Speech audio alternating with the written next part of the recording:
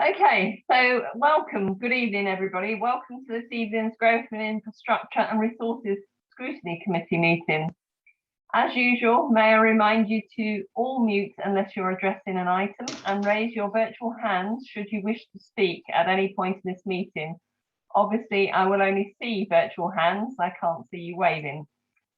We have a busy agenda tonight with a lot to discuss, so in order to get through everything, there may be some times when I will defer to officers and ask them to get back to you on specific points. If we get close to the finish time of 9:30, I will ask to take a vote on extending the meeting until 10 o'clock, which is the absolute cut-off time.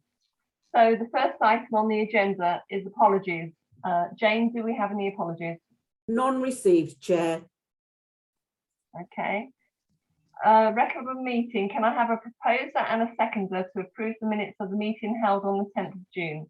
I'll propose. Thank you, Mark Oxney. And Councillor Ainsley is seconding. Thank you very much. All those in favour?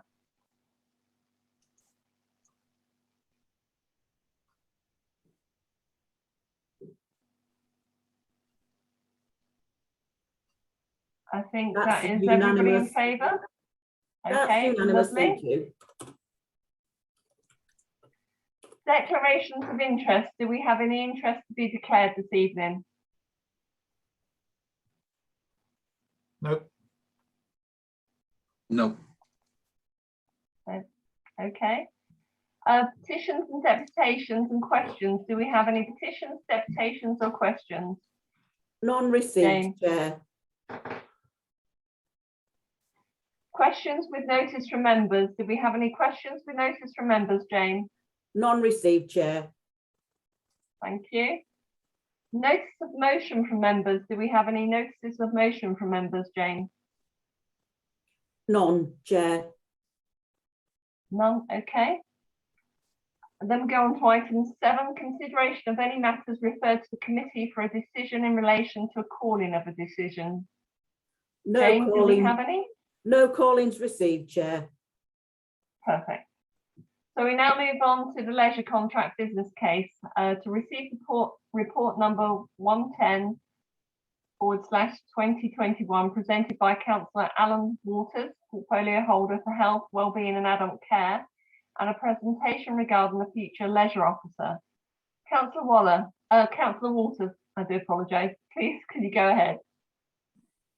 Yes, I shall introduce it briefly. I should advise you, Chair, that we do have a slide presentation with ballpark figures for the costs of the various options. However, the senior management team have met and agreed that it would not be appropriate for that to be disclosed to the public at this time. Therefore, if members of this committee wish to see those figures, always assuming, of course, we can get them presented with Zoom working as it is, you would need to move into exempt. So I do ask, Chair, whether you wish to consider that first before we go any further. Do we have an exempt code set up, Jane? No, we do not have, I'm afraid, Chair, but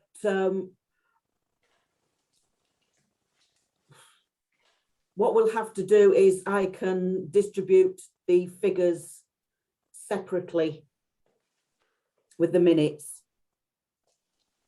We did actually ask for these to be distributed before the meeting. It would have helped actually if we'd had sight of them. I don't think we can really comment until we have sight of them.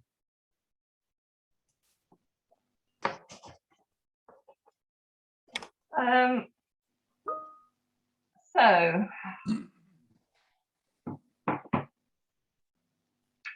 what do the panelists want to do? Do we want to set up I think this is a bit pointless because if we've got no figures, any business case to discuss, then this whole meeting is pointless. Chairman, if I may, I would like to endorse what you have just said. I don't think we can sensibly discuss anything relating to the leisure without the figures.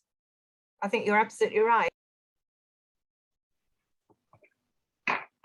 Okay, so committee, shall we actually? Well, before you do that, defer? Chair, before you do that, I noticed that Penny's got her hand up. Penny Sharp. Okay, Penny, would you like to come in? Yes, thank you, Chair. I can take you through the presentation and give you an indication of the financial implications and the scale of them without needing to go into a private exempt session. I apologise, I was unaware of the request for figures to be circulated in advance of this meeting.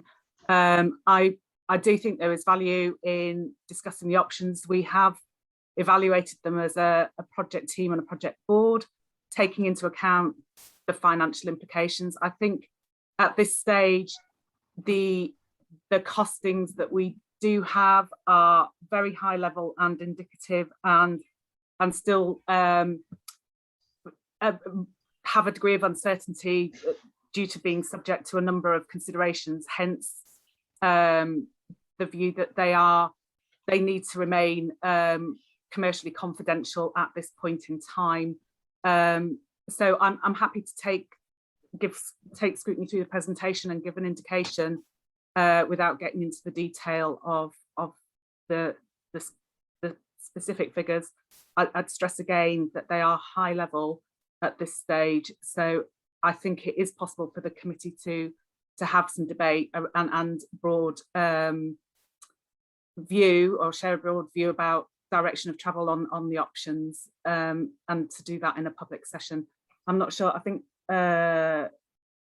Sav Della Rocca had his hand up earlier. I don't know whether he wants to add to that from 151 perspective. Penny, would you like to come in? Penny, I would just echo what you said. The numbers that we have are, sorry, the options that you can talk through, you'll be able to give a high level view of the financial implications. And actually it's the best we can do at this time in any event. So because of the dependencies and other factors that members will become aware of as you progress through the presentation of the options. So I certainly don't think what's planned tonight is a waste of time, and I would support proceeding.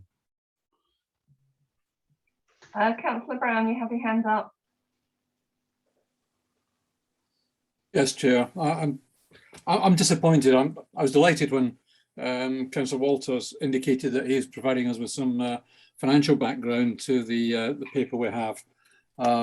Clearly, having visited the sites over the last couple of weeks and the support we've had from Councillor Walters, it's been really a revelation. I'm not convinced that we can properly do justice to this. Is there any reason why we can't have the document emailed to us right now, so we can look at it as Mrs. Sharp discusses it? I was just about to say the same thing. Can I come up with an alternative suggestion? Would it be? I think we're all in agreement that we do not want to discuss these high-level figures in public because they're commercially confidential. Really? But can we not move this item number 8 to the last item on the agenda, and then actually that would give us time to actually get into a private session or an exempt session to actually discuss with the figures, which would make the debate more meaningful. Jane, is that possible? I'm sorry, Chair, but if you want to discuss figures and everything, then the details need to be sent to Councillor Waller way before the meeting. We have to put them into large print for her, and she needs them in advance of the meeting so that she can see them. We cannot give out something straight away in the meeting.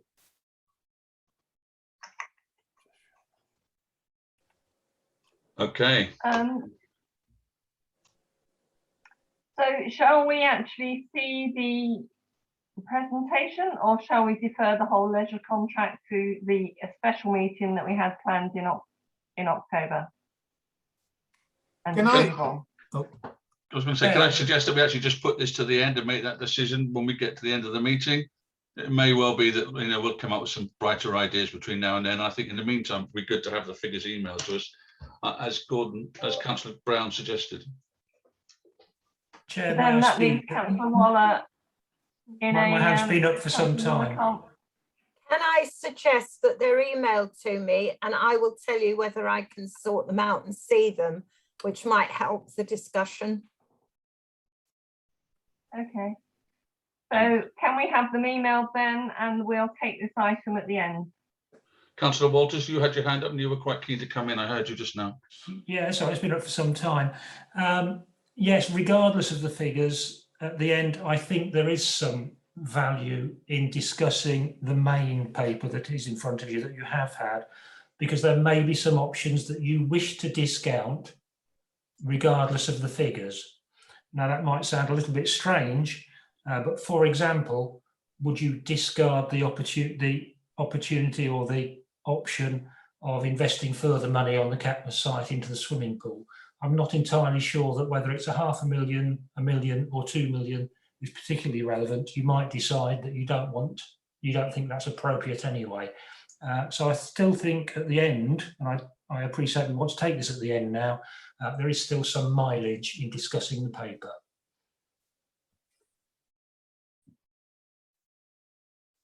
Panel, then can I have your agreement as to whether we discuss this paper now? Can you put your hands up if you wish to discuss it? Are we going to have sight of the presentation by email? Can we not just decide to actually put this towards the end of the agenda items and then move on? And we'll bring it up then. So that gives us time to get the email circulated and see if there's any other alternatives to doing it in exempt, as suggested by Councillor Walters. So I'm just thinking, for expediency's sake, if we just move this to the end and then we can revisit it once we've got the email. I would second that. I concur. Okay. So I'm happy to go with the flow. So if we raise our hands in, and just to say whether we're going to go with that idea to put it towards the end, that'd be great. Okay, I think that's, sorry, Chair. That's unanimous. Okay, great. Okay then, so let's move item 8 to the end, and let's move on to item 9, which is Municipal Waste Management and Street Scene Strategy 21 to 2035. So to receive a report from Penny Sharp, Director of Places, regarding the new waste strategy and resulting action plan. Penny, please can you go ahead? Oh, Chair, I think I was going to introduce this one, and Mrs. Sharp is doing item 10. Okay, sorry, my script is wrong then. Yes, I'll just check with Penny I've got that right. Yeah, brilliant. And it's Lucy Stevens. Yeah, brilliant. And just for the benefit of the public, it's Lucy Stevenson, portfolio holder for communities, environment and climate change. Good evening, everybody. You have now got the redrafted waste strategy document, which of course went out to public consultation, and you were a part of that process. I'm pleased to say, as an aside, that 674 of our residents participated in that, which I thought was very encouraging, and it tied in nicely with the future Rutland conversation. So onto the paper. As you are well aware, our current contract for waste management is coming to an end. We are also working within a sort of tight financial context, which you are also very aware of. You are also equally aware of the environmental bill, which is due to come in 2023. I gather it is now at the stage of its third reading at the House of Lords, and the next step will be royal assent. So the items that have been mentioned in there, which are of particular significance to us, is the green waste collection and the introduction of a food waste collection. We're also working within declaration of a climate crisis. And I think those three elements of context are very important, because that obviously helps to underpin the whole of the strategy. The strategy, and this is where I'm asking for your endorsement, is looking at in terms of our vision, the point that we wish to reduce our carbon emissions, that we wish to comply with relevant environmental policy and legislation, and that of course fundamentally, and I say probably the most important thing till last, that we want to reduce our waste overall, looking at reusing and increasing the recycling.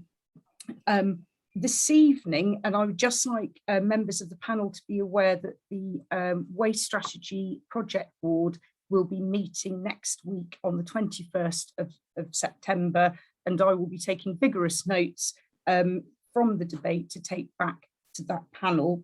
The main thing that I would like to ask from this panel is that you endorse the strategy and that you endorse the action plan which accompanies it. And I think, Chair, I'm happy to sort of answer questions as we go along. I may defer to Mrs. Sharp as Director of Places, but over to you, Chair. Okay, do we have any questions, panel?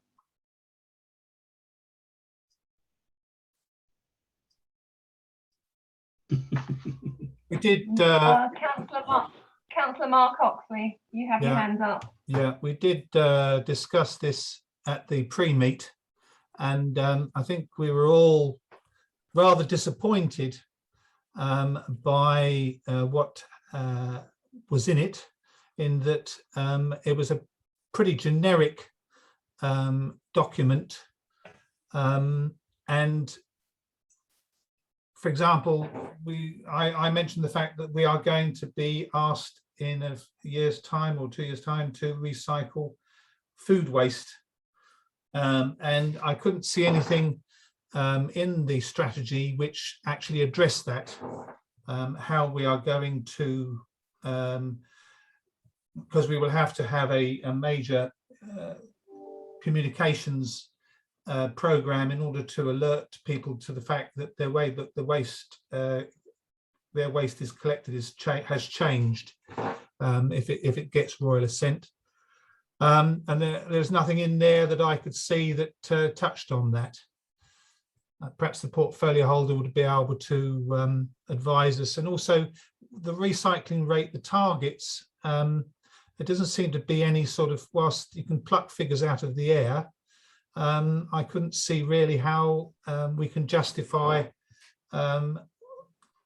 based on national figures, how it relates to Rutland. Thank you very much, Councillor Oxley. Obviously, I'm assuming there is the action plan at the end of that, and clearly there will need to be robust communications. In terms of the figures, and I will ask for Mrs. Sharp just to sort of clarify with this, Resource Futures, which is the consultancy firm that we have been using, have ensured that there's a robust evidence base throughout the whole of this, because the main thing with this is that it is deliverable. I think item 10 will obviously cover what that looks in practice, because I appreciate with the action plan at the end of the document, you may want a little bit more detail on that. The main thing with this strategy is that it is outlining the ambitions and the broad sweep of how we are going to achieve those.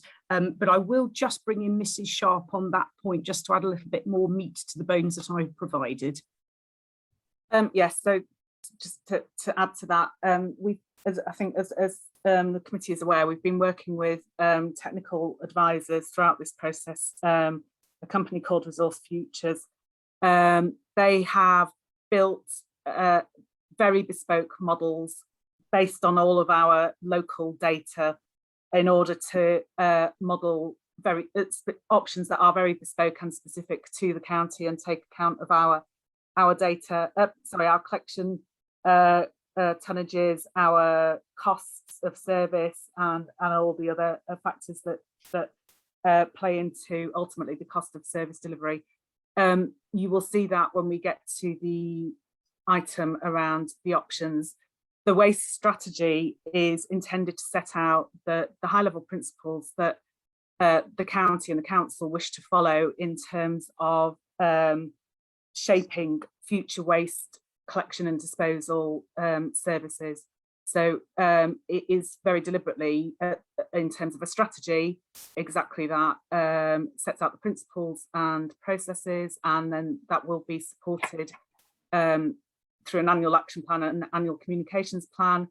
How we deliver the service against that strategy is the discussion that we'll start to have at item 10 on the options for service provision going forwards. Do you have a secondary question? I'll wait to hear what everybody else says. Okay, Councillor Waller, would you like to ask your question? Yes, please. I've got a question and I've got a few comments, but I'll just start with the question. Notwithstanding the glossary, can somebody tell me what capital E, small f, capital W means?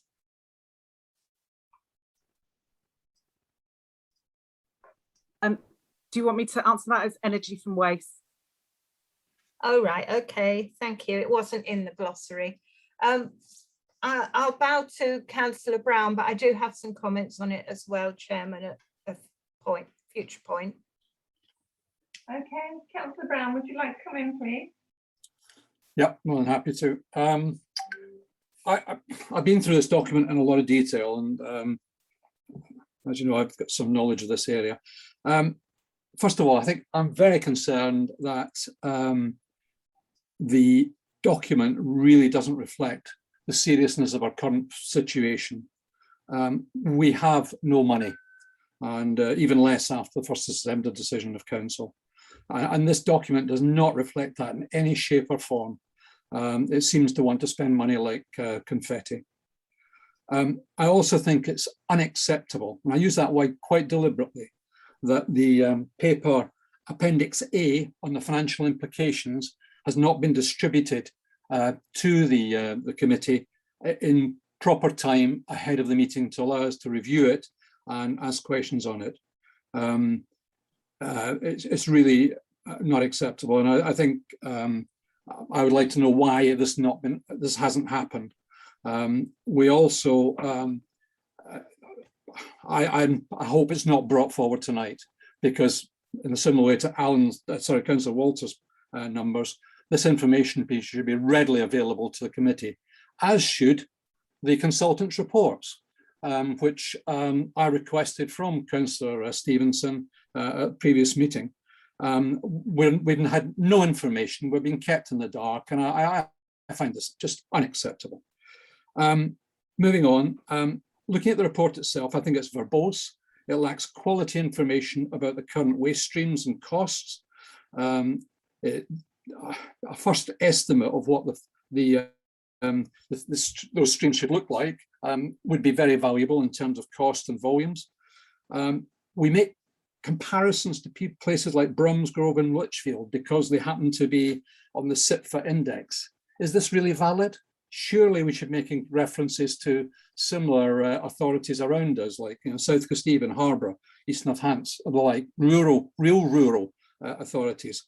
I mean, quite clearly, Bromsgrove is not exactly rural. It's bang up against Birmingham, as is Lichfield.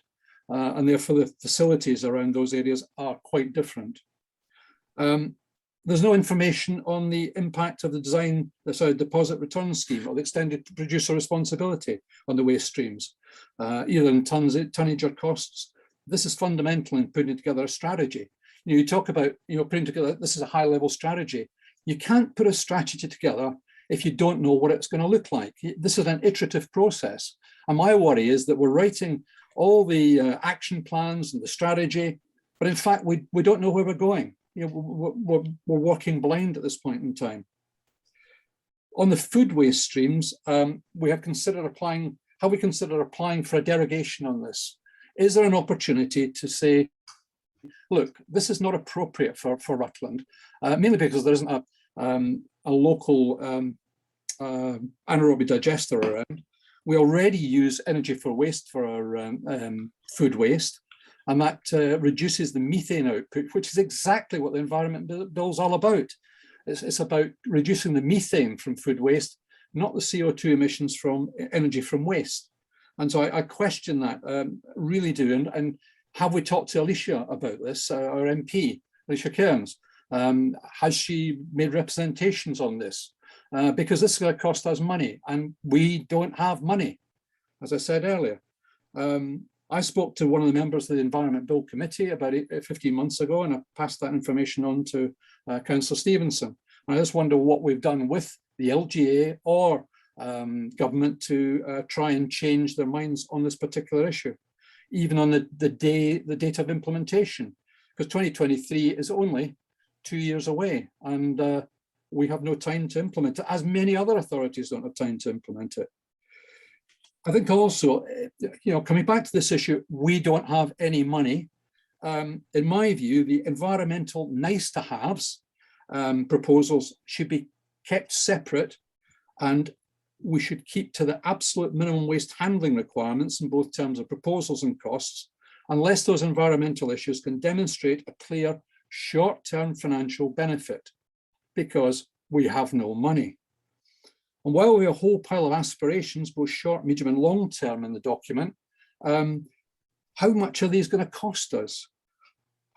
We're limited with the skills. I mean, I note Emily is with us tonight, one of our officers, and she does a fabulous job for us. But beyond that, we have limited skills, experience and personnel. And I don't understand how we're going to do this work with that limited skill or ability. Sorry, not ability, that's far from it. There's a resource that we have. And again, we don't have any money to put into that. So I'm very concerned about that. And also, again, we have another interim head of service. What are the implications for that? I said before, the committee requested copies of the project board papers, in particular the presentations of the consultants, so that we can understand what is happening or otherwise, why we've arrived at the point we've arrived at. These have not been forthcoming. Why not? And then also just talking about the strategy, and thank you, Mrs. Sharp, for raising that. I don't want to sound like Ken Bull, but having been responsible both as a contributor and a leader to many strategic plans, this document lacks smart objectives, a clear financial plan, best estimates at this time, which can be refined as the project develops, so we can understand what the implications are, what identified resources are needed, people, and those who will be held responsible for its delivery. I just don't see that at all. And I think you mentioned that there is a model being developed by the consultants. Why hasn't that been presented to the committee ahead of this evening's meeting so that we can look at it and comment? It makes it almost impossible to make any sensible remarks about the strategy, and certainly one that I feel very unhappy about making any recommendation on until we have that information and be able to make some reasonable and carefully judged comments. I think you'll probably have realised from my comments, I feel very unhappy about this document. I feel very unhappy about the way the committee has been treated. I think Councillor Walters has been supportive of the committee in recent weeks in making sure that on the leisure project, we've had the information we requested. Obviously, financial information, unfortunately, not tonight. But I think it's very important. Councillor Ainsley has presented a document to Cabinet about scrutiny being a collaborative process, working together to understand the options and help with a common position. I don't feel that tonight's meeting is moving that way. I feel that we're just getting the information dumped on us and asked to make a decision. And I don't feel that's the way scrutiny should be working. So that's my comments, Chair. I'd be happy if Councillor Stevenson or Mrs. Sharp wants to come back on any of those points. Thank you very much, Chair. I will come back. I've been writing rapid notes, so forgive me, Councillor Brown, if I miss some out. First of all, to clarify, Scrutiny isn't being asked to make a decision tonight. Scrutiny is being asked to provide comments. Obviously, you've highlighted where you feel that would be difficult to make comment. I suspect that when we come to item 10, that position may change, Councillor Brown. The other thing is, I'm not going to refer to your dissatisfaction with the process that's been followed, because I think that actually detracts from the item on the agenda, which is asking whether or not you agree to the underlying principles of our waste strategy, which is, and I appreciate your point about methane versus keeping carbon emissions down, but this is about, are we taking Rutland in the right direction? Where fundamentally we want people to cut down on the waste that they are producing, because ultimately that will have a positive impact on our environment, and also it will have a positive impact on our finances. The gravity of the financial situation, ultimately we as members are going to be making a decision on this at full council. We as members are fully aware of the gravity of the financial situation. The question is, can we afford not to do this? I'm really concerned, Councillor Brown, that if we go with the short-term perspective of we've got no money, we can't spend any money, we're spending more money on the local plan route, we place this authority in the position of re-procuring an essential statutory service, whereby we run the risk of being told, actually, it is mandatory that you have a food waste collection. It's mandatory that you have free green waste. And particularly with the food waste, we actually then end up having to re-procure a standalone service in contract, and that will cost us an awful lot more than biting the bullet now for something that's fundamentally right to do.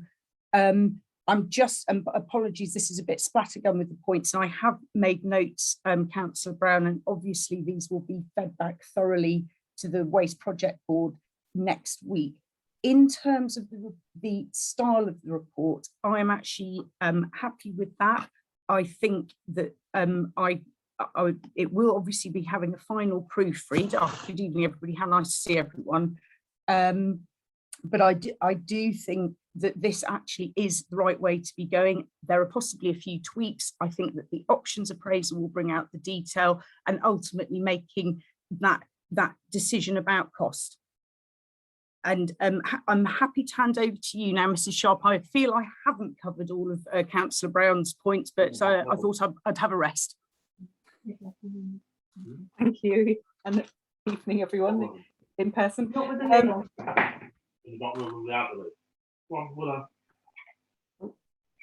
can you hear me? Yeah. So just to add to a couple of the specific points that were raised. The reason for the SIP for family group comparison is that is a standard approach to benchmarking in terms of using the SIP for family group, and is hence the inclusion in the report. We have also been looking and talking to neighbouring authorities around and comparing notes. So there's a question about why there was no specific information on the deposit recycling scheme. As again, that is still working through as part of the Environment Bill. When we come to the options analysis, I'll talk more about that, because that is modelling that will form the next stage of the options appraisal, specifically around the sensitivity analysis of DRS. It may be that Sav De La Rocca wants to come in, and I know certainly Councillor Stevenson has been speaking to the MP in relation to lobbying on this issue, as have sort of the 151 officers nationally in terms of lobbying government to secure funding for implementing what is likely to be mandated through the Environment Bill. When we started this process, there was considerable uncertainty around what would emerge through the Environment Bill, particularly around food waste and DRS. We are now at the third stage of reading in the House of Lords, and the next stage is royal assent. So we've had increasing certainty of the likelihood that these things will materialise as mandated requirements in the Environment Bill. We haven't had royal assent, but as I say, it's becoming increasingly certain that if not required on day one, certainly a food waste service is anticipated to be a requirement during the duration of the contracts that we are looking to procure for new waste services.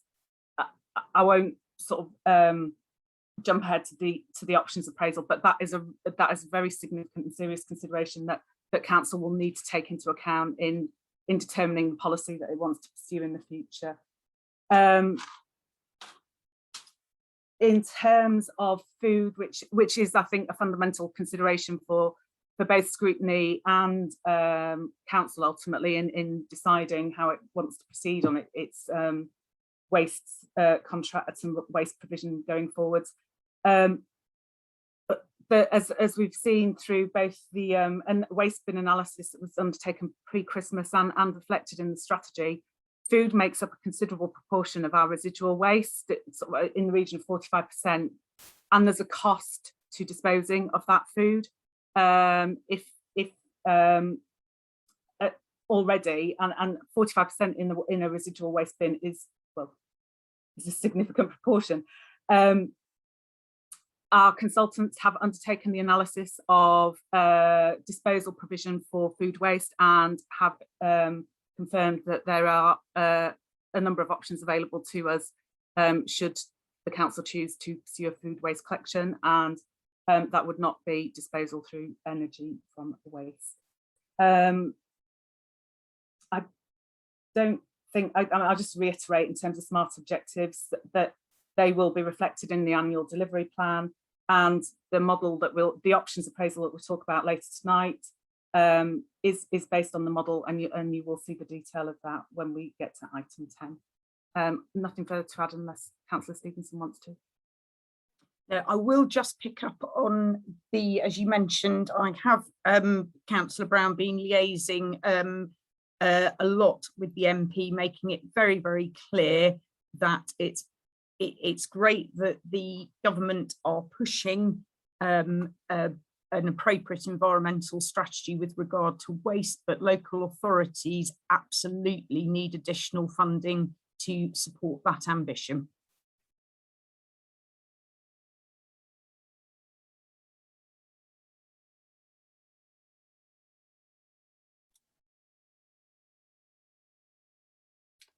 You're on mute, June.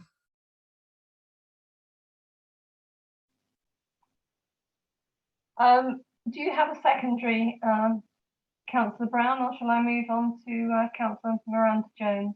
I do, and the question comes regarding the consultants. You know, are we happy with the consultants' performance? How much money we spent with them so far, and how much money we're going to spend? And I don't expect an answer that we'll spend the budget. I'm just concerned that the document is really consultant speak. It's not really Rutland speak. And I was expecting something better than that. I'm also disappointed that the information you've given us this evening was not available in the covering report. This is sort of information that would help us. I think, you know, that's the important part.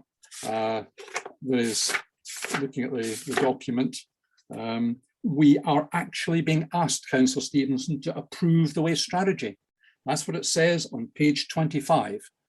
Not make comment, but approve. And it says the same thing on item 10. We're here to approve. We are not here going to approve. Thank you, Chair. Can I just bring in Jane on that one, just to cover off the wording in the report, please, because that would be helpful at this point. Thank you, Councillor Stevenson. We are aware of an issue with the report templates, that it states that Scrutiny can approve. Well, unfortunately, we all know Scrutiny committees cannot make decisions or approve items. The mistake has been noticed and is in the process of being amended. So please just bear with us. We are getting governance into shape again.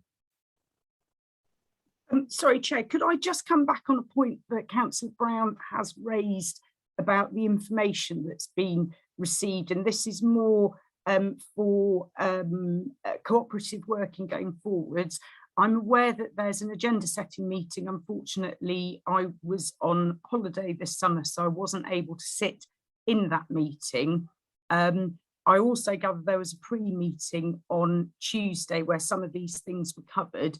And what would have been really helpful is actually possibly if the agenda setting meeting or indeed the pre-meeting were a bit closer together, because I don't like to disappoint Councillor Brown, as he knows. It isn't intentional, but it is really helpful if it's very, very clear what is required for a given meeting. Thank you, Chair.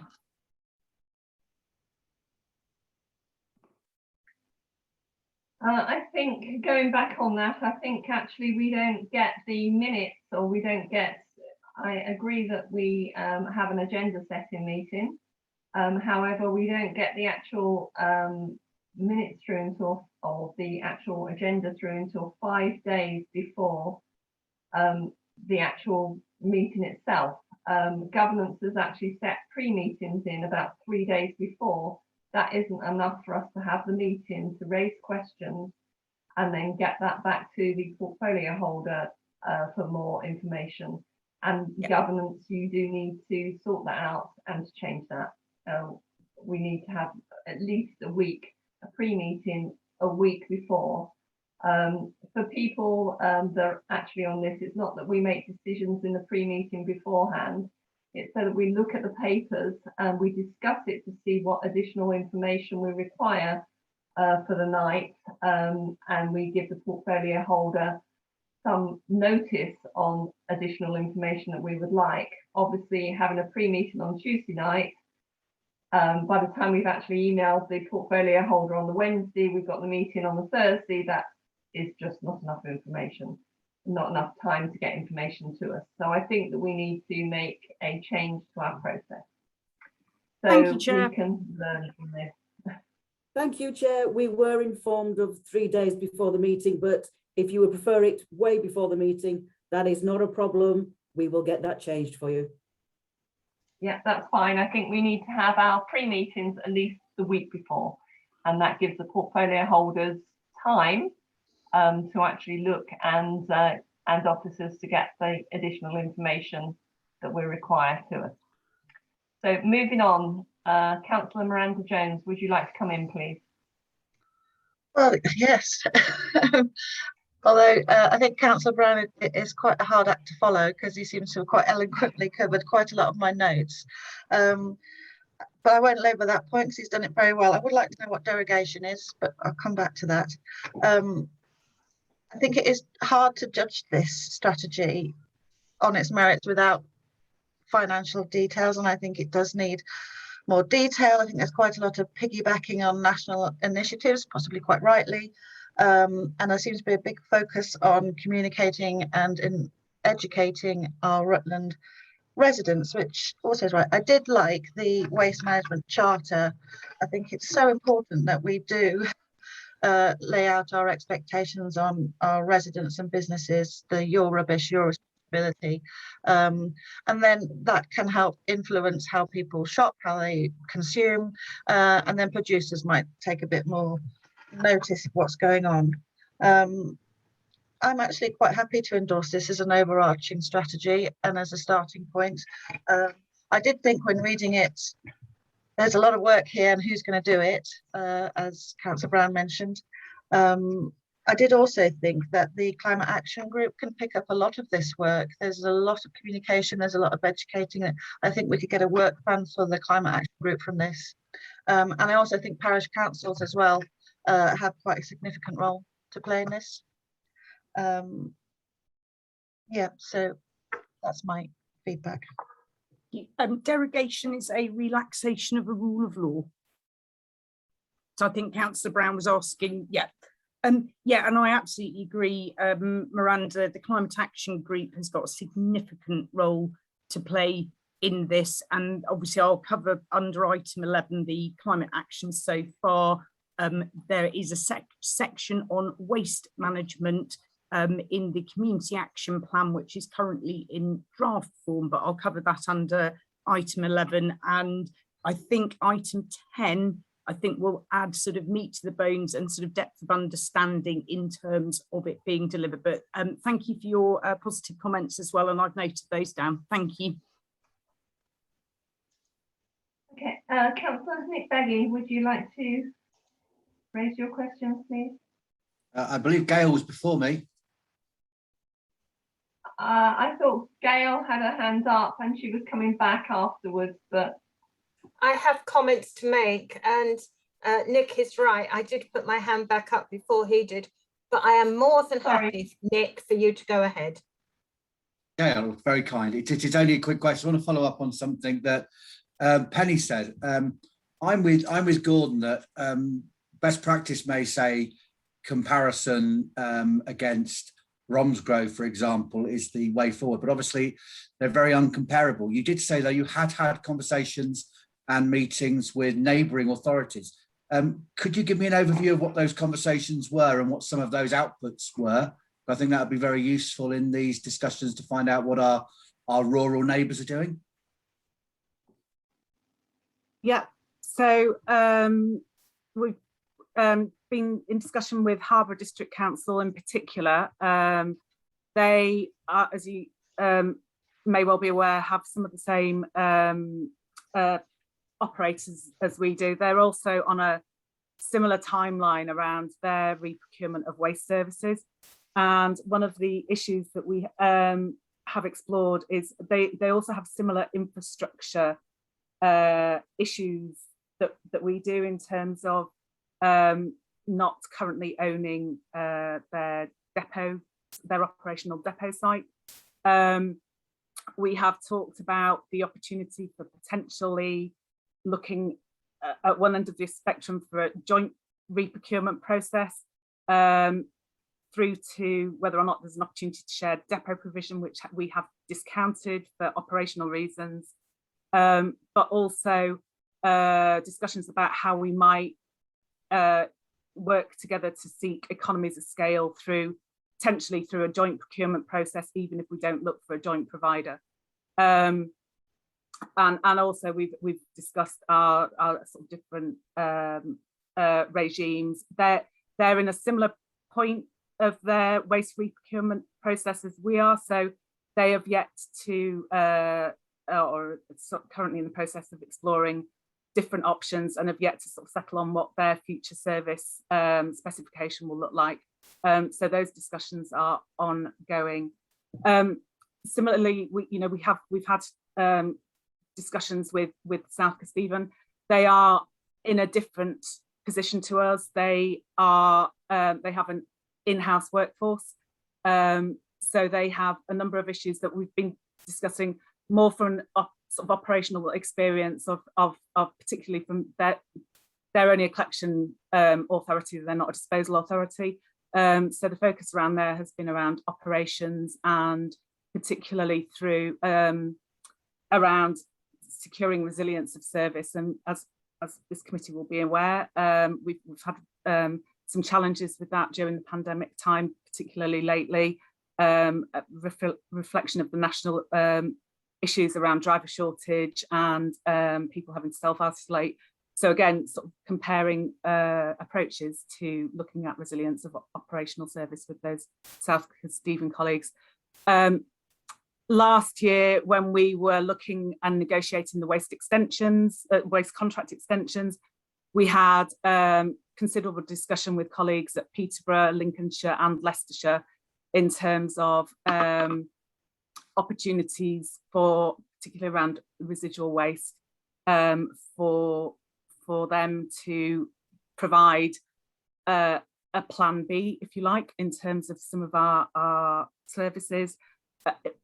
Through those discussions and comparing unit costs of those different providers, it became apparent that actually that remaining with our existing provider, albeit with the increased cost of the extension, was a cost-effective measure and reflected the current market values.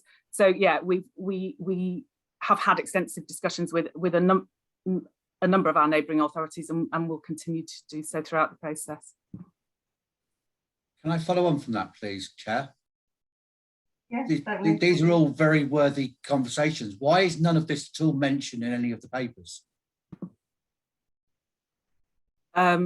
It doesn't have a direct bearing on the strategy that we've developed. It's informed the strategy. As we said, the strategy is around our principles and the approach that we Rutland want to take in delivering our waste services in the future. So it's background information that's informed both the approach to our waste contract extensions and the work that we've undertaken to deliver the strategy. If I may be the only one who thinks that's really important information that's been left out, but it is what it is. Not happy about it. I think this is what we actually did want to be kept in the loop along the way, really, that we had some background information on the project board as to, you know, what research we were doing, and then we wouldn't be having these conversations really if we were kept informed along the process. Right, that's noted, Chair. What I will make sure then, bearing in mind we've got the highways one, that I have a meeting with you to sit down and it is iterated really clearly what's required, because I might just remind this panel has had all of the project papers, the PID, all of those things, and if there were additional things required, such as notes to background meetings, etc. I don't agree that those should be in the strategy. We've already commented that it's a bit verbose, so to include all of the journey there. If, however, that's what this scrutiny panel required, I think that perhaps would have been very, very useful to have had that clearly iterated in an itemised list. But I'm obviously taking notes, learning lessons with the highways contract project board that's carrying on at the moment. Okay, thank you. Councillor Wallen, would you like to come in?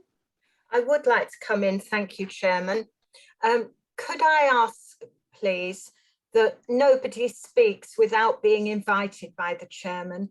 I am really struggling with this small screen to know who is speaking at any one time. And if the Chairman is saying, Councillor Stevenson, would you like to comment? Then I know it's going to be Councillor Stevenson commenting. And I know we've got the pictures, but I can't see them. And I'm not very good at identifying individual voices unless they're Councillor Brown, because of his very strong accent. And I do know when it's Gordon speaking. So I would appreciate that, please. That's my first plea. No, it's my only plea.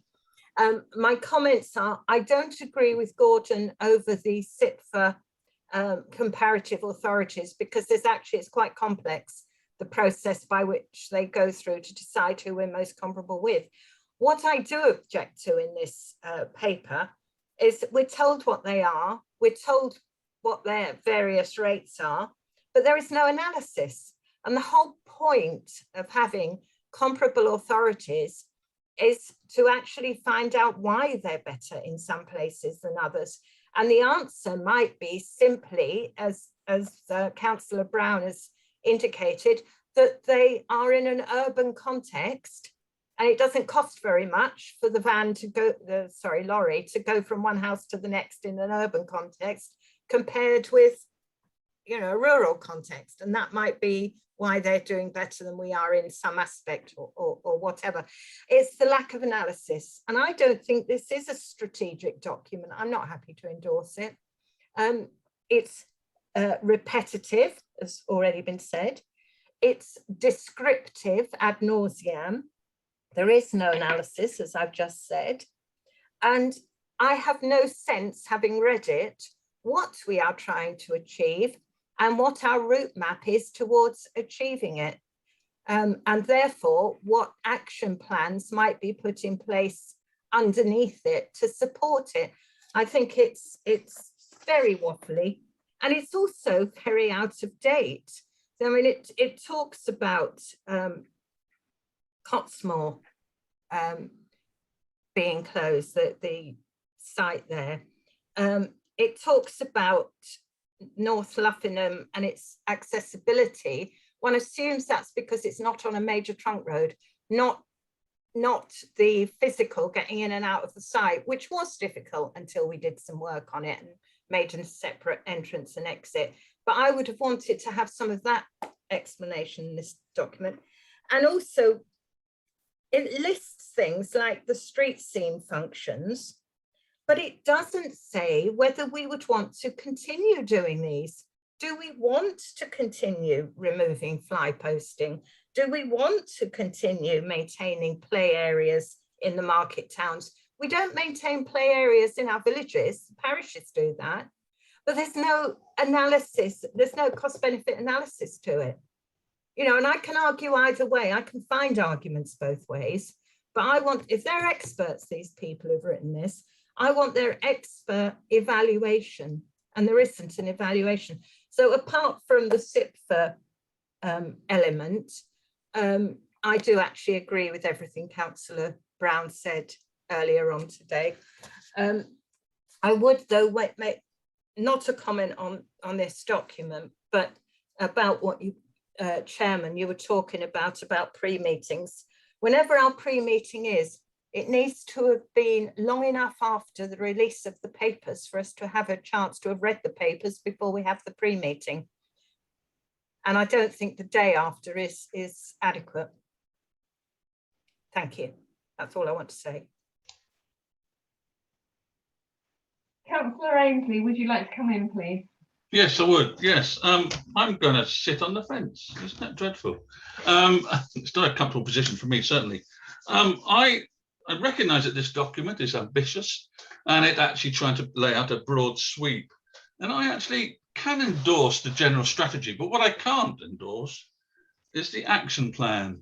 I agree with so much that Councillor Brown has said. I agree so much with what Miranda was saying, and so much of what Gail is saying, that actually we don't have, I mean, do we have an idea of the priorities, those services that we must deliver by statute, those that are desirable to deliver, those that we might wish to deliver for other reasons? So I would love to have seen more of that. And the other point I think I want to make is that so much has come up during these conversations that I've learned that wasn't actually in the document, and it would have been wonderful if a lot of the stuff that had been said during the conversations, the background would have been exceptionally useful to allow us to follow the train of thought and actually then arrive at our own conclusions. That would have been, in my mind, useful. I think we are slightly guilty, and I'm sorry to say this, if we are to influence policy, we must recognise there will be a degree of uncertainty at this time in which we're actually trying to influence policy. You can't expect to have a high degree of certainty, so I'm quite willing to accept that degree of uncertainty. And the last point I want to make is about the general process. I think page 25, you know, approving a waste strategy. Okay, we all know we can't do that, so it'd be really good to get that updated. Regarding pre-meets, there is a delicate balance to be struck between when the documents are finalised and actually when we can actually get together to generally discuss those topics that are coming up for discussion. And that is something we have struggled with for quite some time, actually, as we talked about the scrutiny strategy that was written last year. So if we can bring them through earlier, so much the better. But I suspect that actually there's going to be an argument that actually says, no, the documents are still being evolved, the actual presentation is still being evolved, and we will not get them until the 5 days, I think that's statutory, isn't, am I right? The 5 days before the working days before the meeting is presented. So if we can get them earlier, absolutely brilliant. But somehow I think that's probably a step too far. Yeah, exactly, a bit iffy. Thank you for waving your hand. That accurately describes what I was going to say. Okay, thank you, everybody. They're all done. Councillor Stevenson, you have your hand up. Yes, I do. Thank you for those, Councillor Ainsley. I've jotted them down.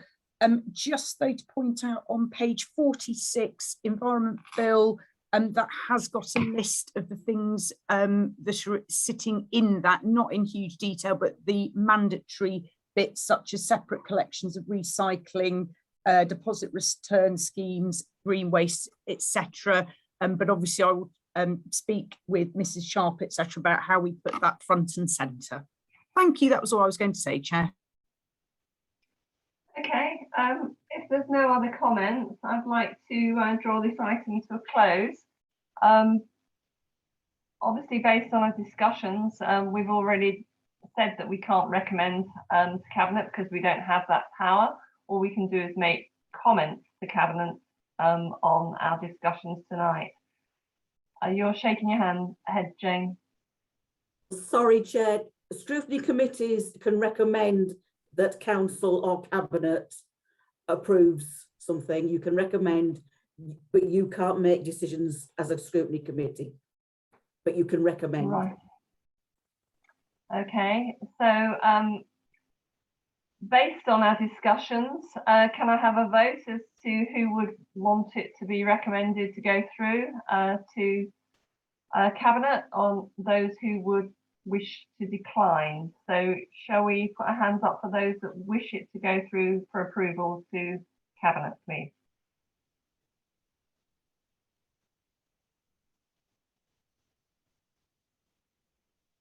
I just have one hand up, which is Miranda. So I think the decision is that we recommend that we don't see this to, we recommend that it doesn't get approved to Cabinet. Councillor Stevenson. Thank you for that. That's noted. I'm just mindful that after item 10, people maybe have a slightly different view, but or maybe not. Cheers, Chair. Okay, well, we can go back and maybe revisit that. So if we move on to item 10 then, to receive the report number 108, 2021 from Councillor Lucy Stevenson, Deputy Leader of Portfolio Holder of Culture and Leisure, Environment, Highways, Transportation and Road Safety, and a presentation regarding stage 1 modelling results and preferred options. Councillor Stevenson, please would you go ahead? I will go ahead by handing straight over to Mrs. Sharp, just to keep that meeting going quickly for you. Thank you.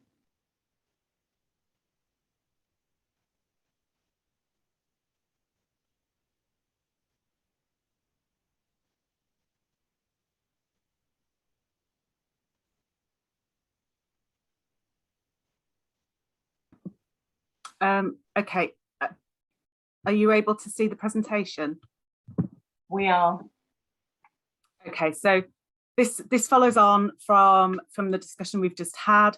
We have a very clear process to work through all of these large scale procurements, which Scrutiny Committee has seen previously.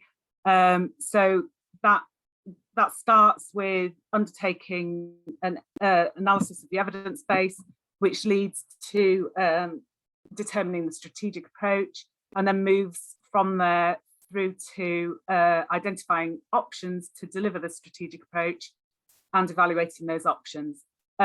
We are now at the options appraisal stage, and that's what I want to talk through with you this evening. I would just say again, and I know we've had this discussion in previous meetings, that the timeline and the milestones for these procurement projects are very tight. So we are, to some extent, struggling a little bit with the fact that the scrutiny meeting dates don't necessarily directly correlate with dates for when different elements of the work are available. And that's certainly been an issue again this time around. So I recognise the discussion earlier in terms of doing what we can to make sure that Scrutiny have earlier sight of the work, and that is something that we'll take away and have to sort of re-look at through the project board and the project milestone plan that we have. So, now why is it not letting me move on? Okay, so in terms of just some context about why are we needing to make a decision at this point in time, again, as you will be aware, our existing contract is ending, and legally we have no opportunity now to extend that further. We invoked the extension opportunity last year in light of COVID to extend the contracts, but we've run out in terms of the legal process of opportunities to to extend any further beyond that end date. These large-scale procurements do take a significant amount of time to work through. So we have a project plan in place that follows through all the steps to ensure that we are ready to mobilise the new contract in time for the 2024 deadline. In terms of the process, we have modelled options that address all of the elements of the strategy that we've just been debating and discussing, and I'll come on to that in a bit more detail. Again, in terms of background context, we are very conscious that the council has moved a climate motion, as well as the national 2050 requirement around looking at net carbon, net zero, and so there is an environmental driver that sits behind both the strategy and the options that we've been considering. And as we've talked about in some detail this evening, there is the National Environment Bill currently proceeding through Parliament with some very clear requirements, particularly around waste collection and disposal. I will come on to this in a bit more detail, but one of the considerations for us, and certainly for council, when it chooses when it's considering how it wishes to proceed with the specification and re-tender process, is costs. And as Councillor Brown said earlier on, we are acutely conscious of the council's financial position, and indeed this project set out with a 10% saving target attached to it as one of its objectives. The challenge that we have is that the current contracts that are operating were originally procured back in 2008. So we've got over 10 years of inflationary costs pressure in terms of when we go back out to market, and we've seen through the contract extension process that actually market values and market costs are significantly higher than when we originally procured the contract 10 years ago. So we will be doing very well to stand still, and it's an incredibly tall order to look to save money on this contract, but that remains one of the objectives around the project. So I think this slide actually covers much of what I've just been talking about, but again, as committee will be aware, we have BIFA, who are our collection contractor, and we've extended that contract as a result of COVID, and again, as I've just been talking about, that has come at a significant cost for the extension period in terms of collection services, and that is in the region of £183,000 and that's on the collection cost contract. We've also extended our other disposal contracts as well. So in terms of the procurement process and timeline, as committee aware, we paused the original procurement processes due to we were at stock market testing stage just as COVID hit back in March 2020. So we suspended that procurement process and started again in October last year. We've done a considerable amount of work already. So we've undertaken the waste analysis. We've reviewed infrastructure provision and requirements. As I mentioned, we've also done commissioned consultants who've done a piece of work around disposal options for food waste. We've developed the waste strategy, and that's been through review by this committee and others, and then out for consultation. And that stage is now concluded, hence that being on your agenda this evening. All of that is really important to make sure that we've got a robust evidence base to inform the procurement moving forwards, and clear principles around how we wish to shape the design of the new contract and our new service delivery. So we find ourselves now at this fairly critical stage of looking at options for future delivery that help address the waste strategy and the sort of national context, as well as our financial situation. So currently we are on track with that procurement project plan and the milestones within there.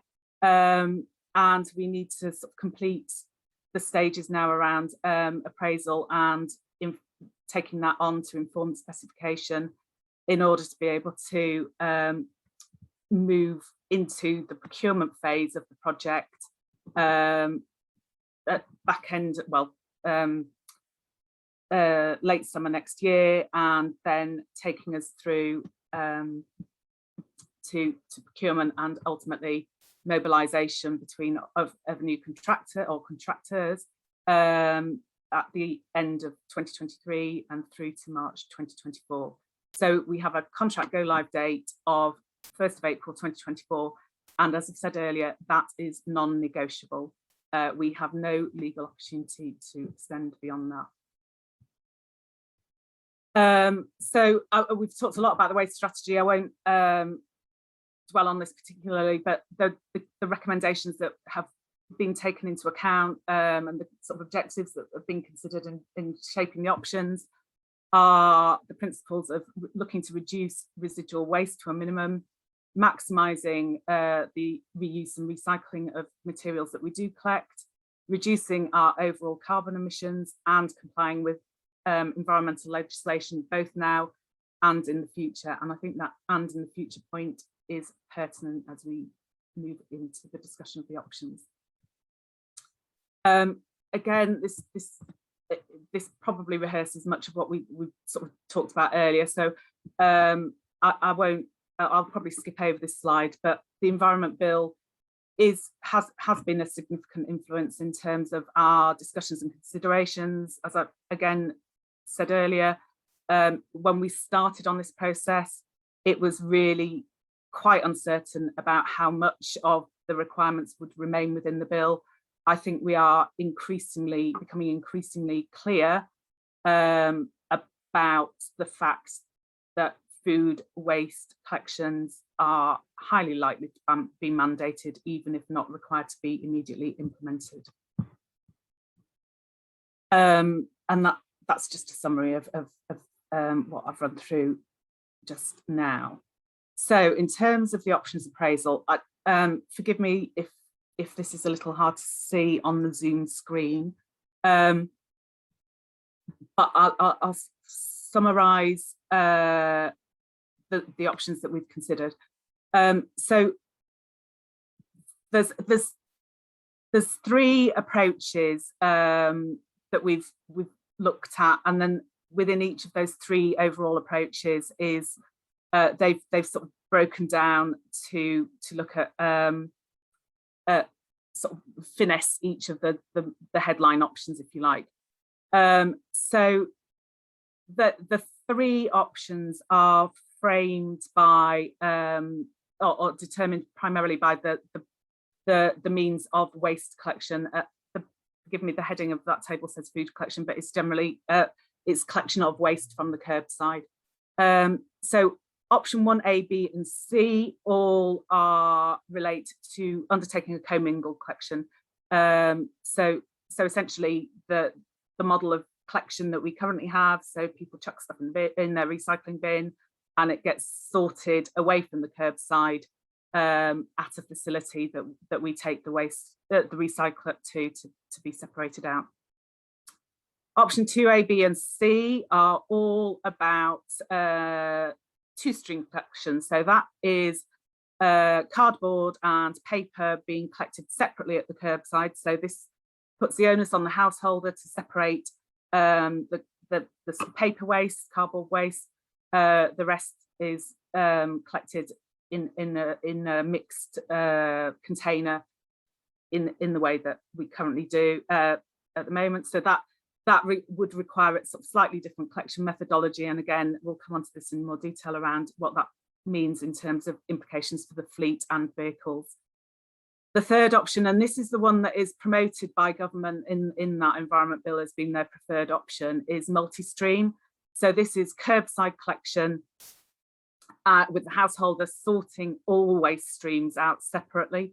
So that would be glass, food, plastics, and the paper and cardboard recycling. So those are the three headline options in terms of means of collection, and then each of those has been broken down and compared with the baseline. Now, and in looking at breaking those down, it's looked at so for option B, it adds in a separate food waste collection.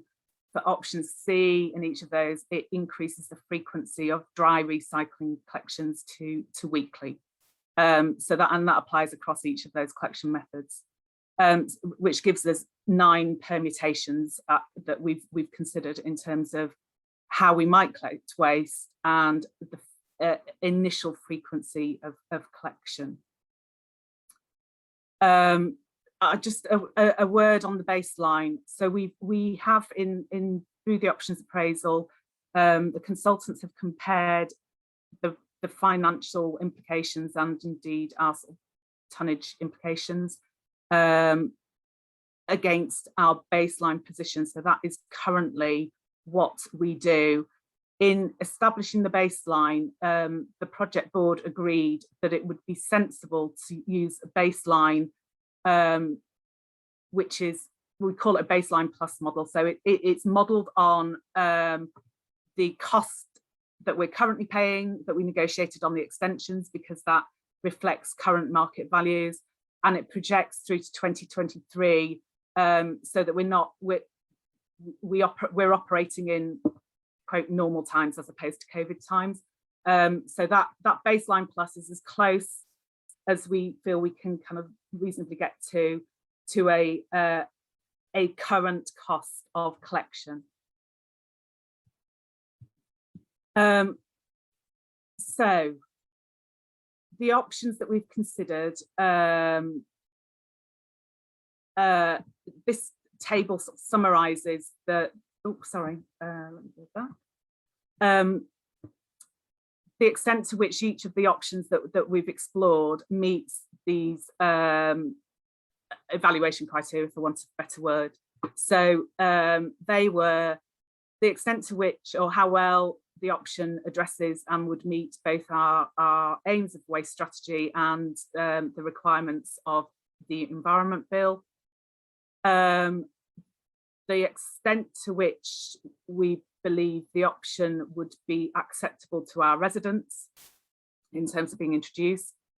The extent to which the option is operationally feasible without significant risk or implications for our operations, and the extent to which it meets the cost objective. So that that is the extent. Well, as we'll come on to see, all bar one option result in increased cost, but that assessment reflects the extent of additional cost. Option 1 on this table has been discounted in on the basis that it doesn't meet the minimum legislative requirements. However, that does remain an option for council to consider as this sort of works its way through the process and onto council, and it's a choice that council could make in the knowledge that we would not necessarily meet the requirements of the Environment Bill. At this stage, I was going to hand over to Martin Jones, who is our interim senior principal environmental services manager, but he's in the participant panel. So what I will do is just run through this, if that's okay, and then if there's sort of detailed questions that we'd like you would like to ask of Martin or Councillor Stevenson wants to bring him in, then we'll look to promote him to the panel. But I'm conscious of the time, so I'll just carry on with this for now. So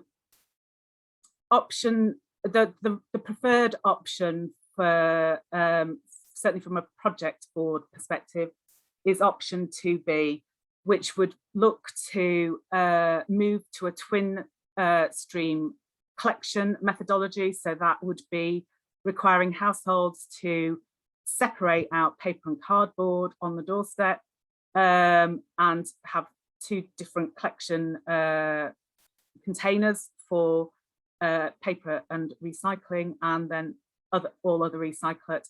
It would also introduce a weekly food waste collection in line with the Environment Bill.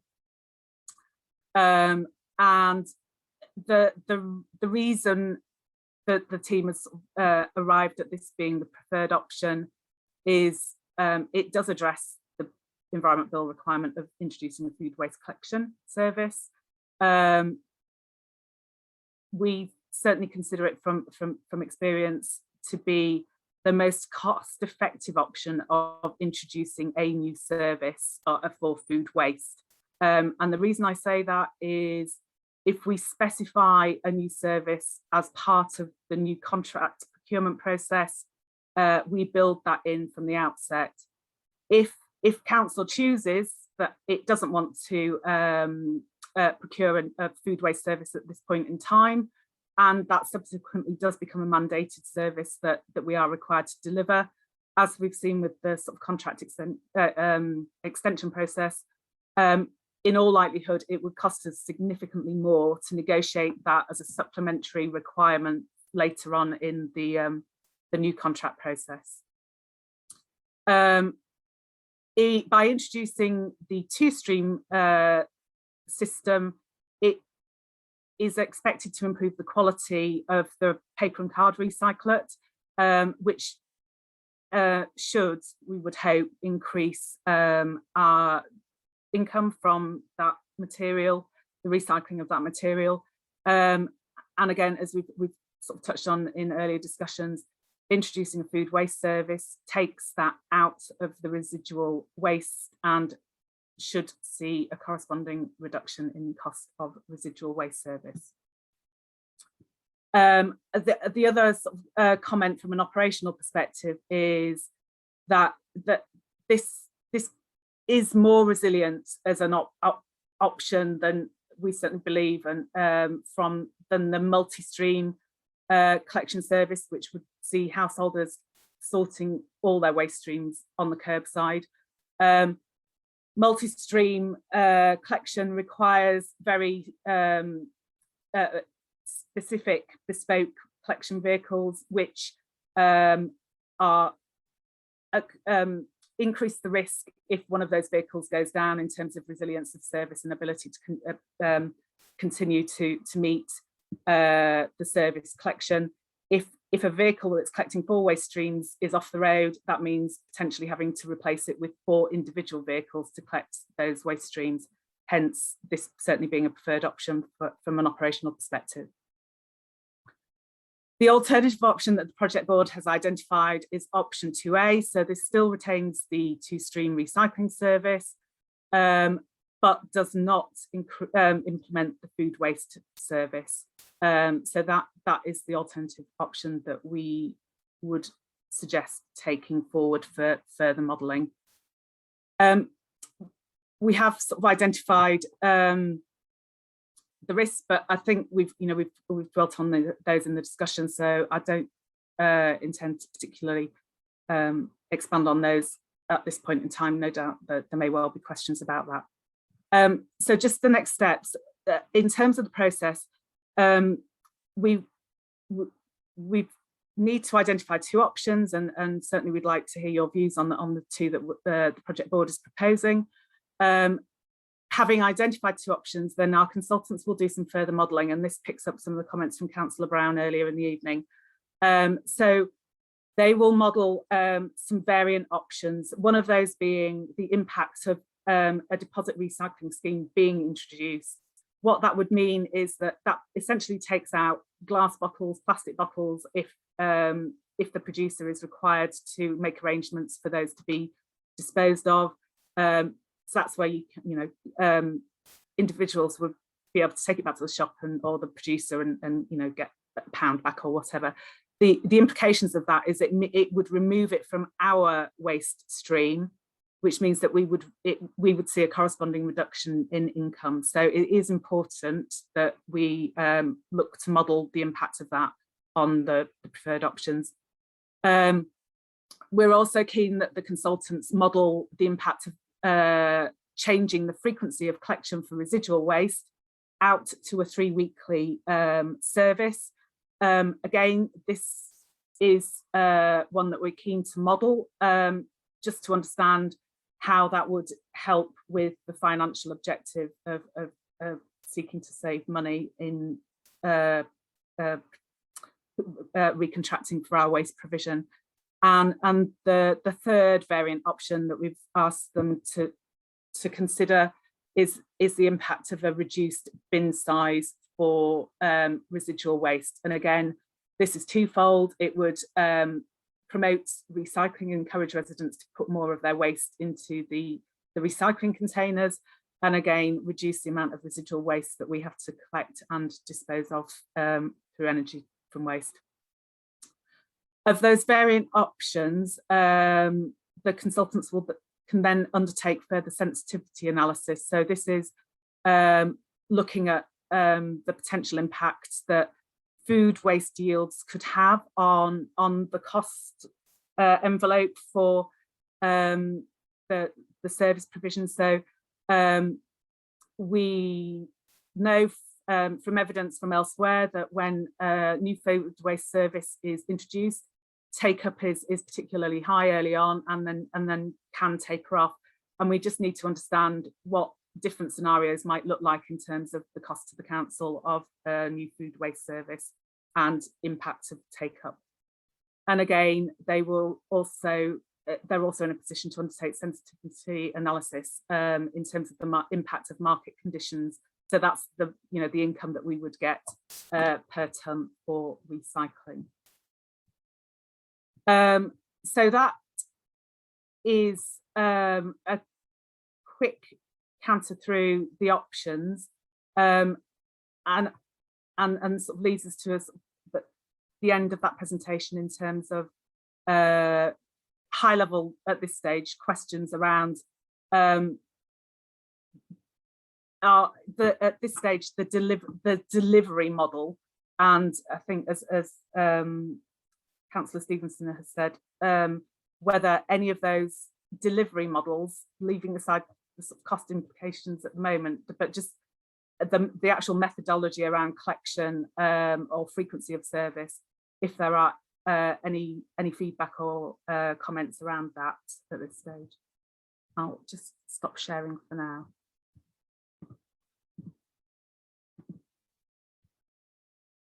Councillor Stevenson, I'm not sure if you wanted to add anything to the presentation at this stage.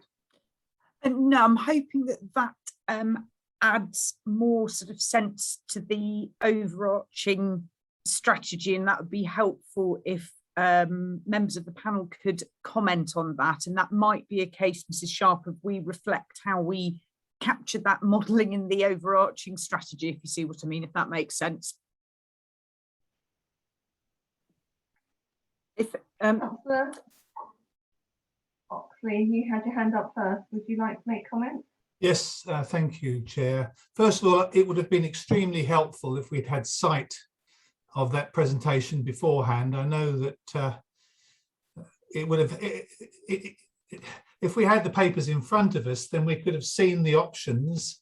As you were talking on the next screen, we could look at the options on the previous screen, which would have helped enormously in order to be able to really understand what you are asking us to decide.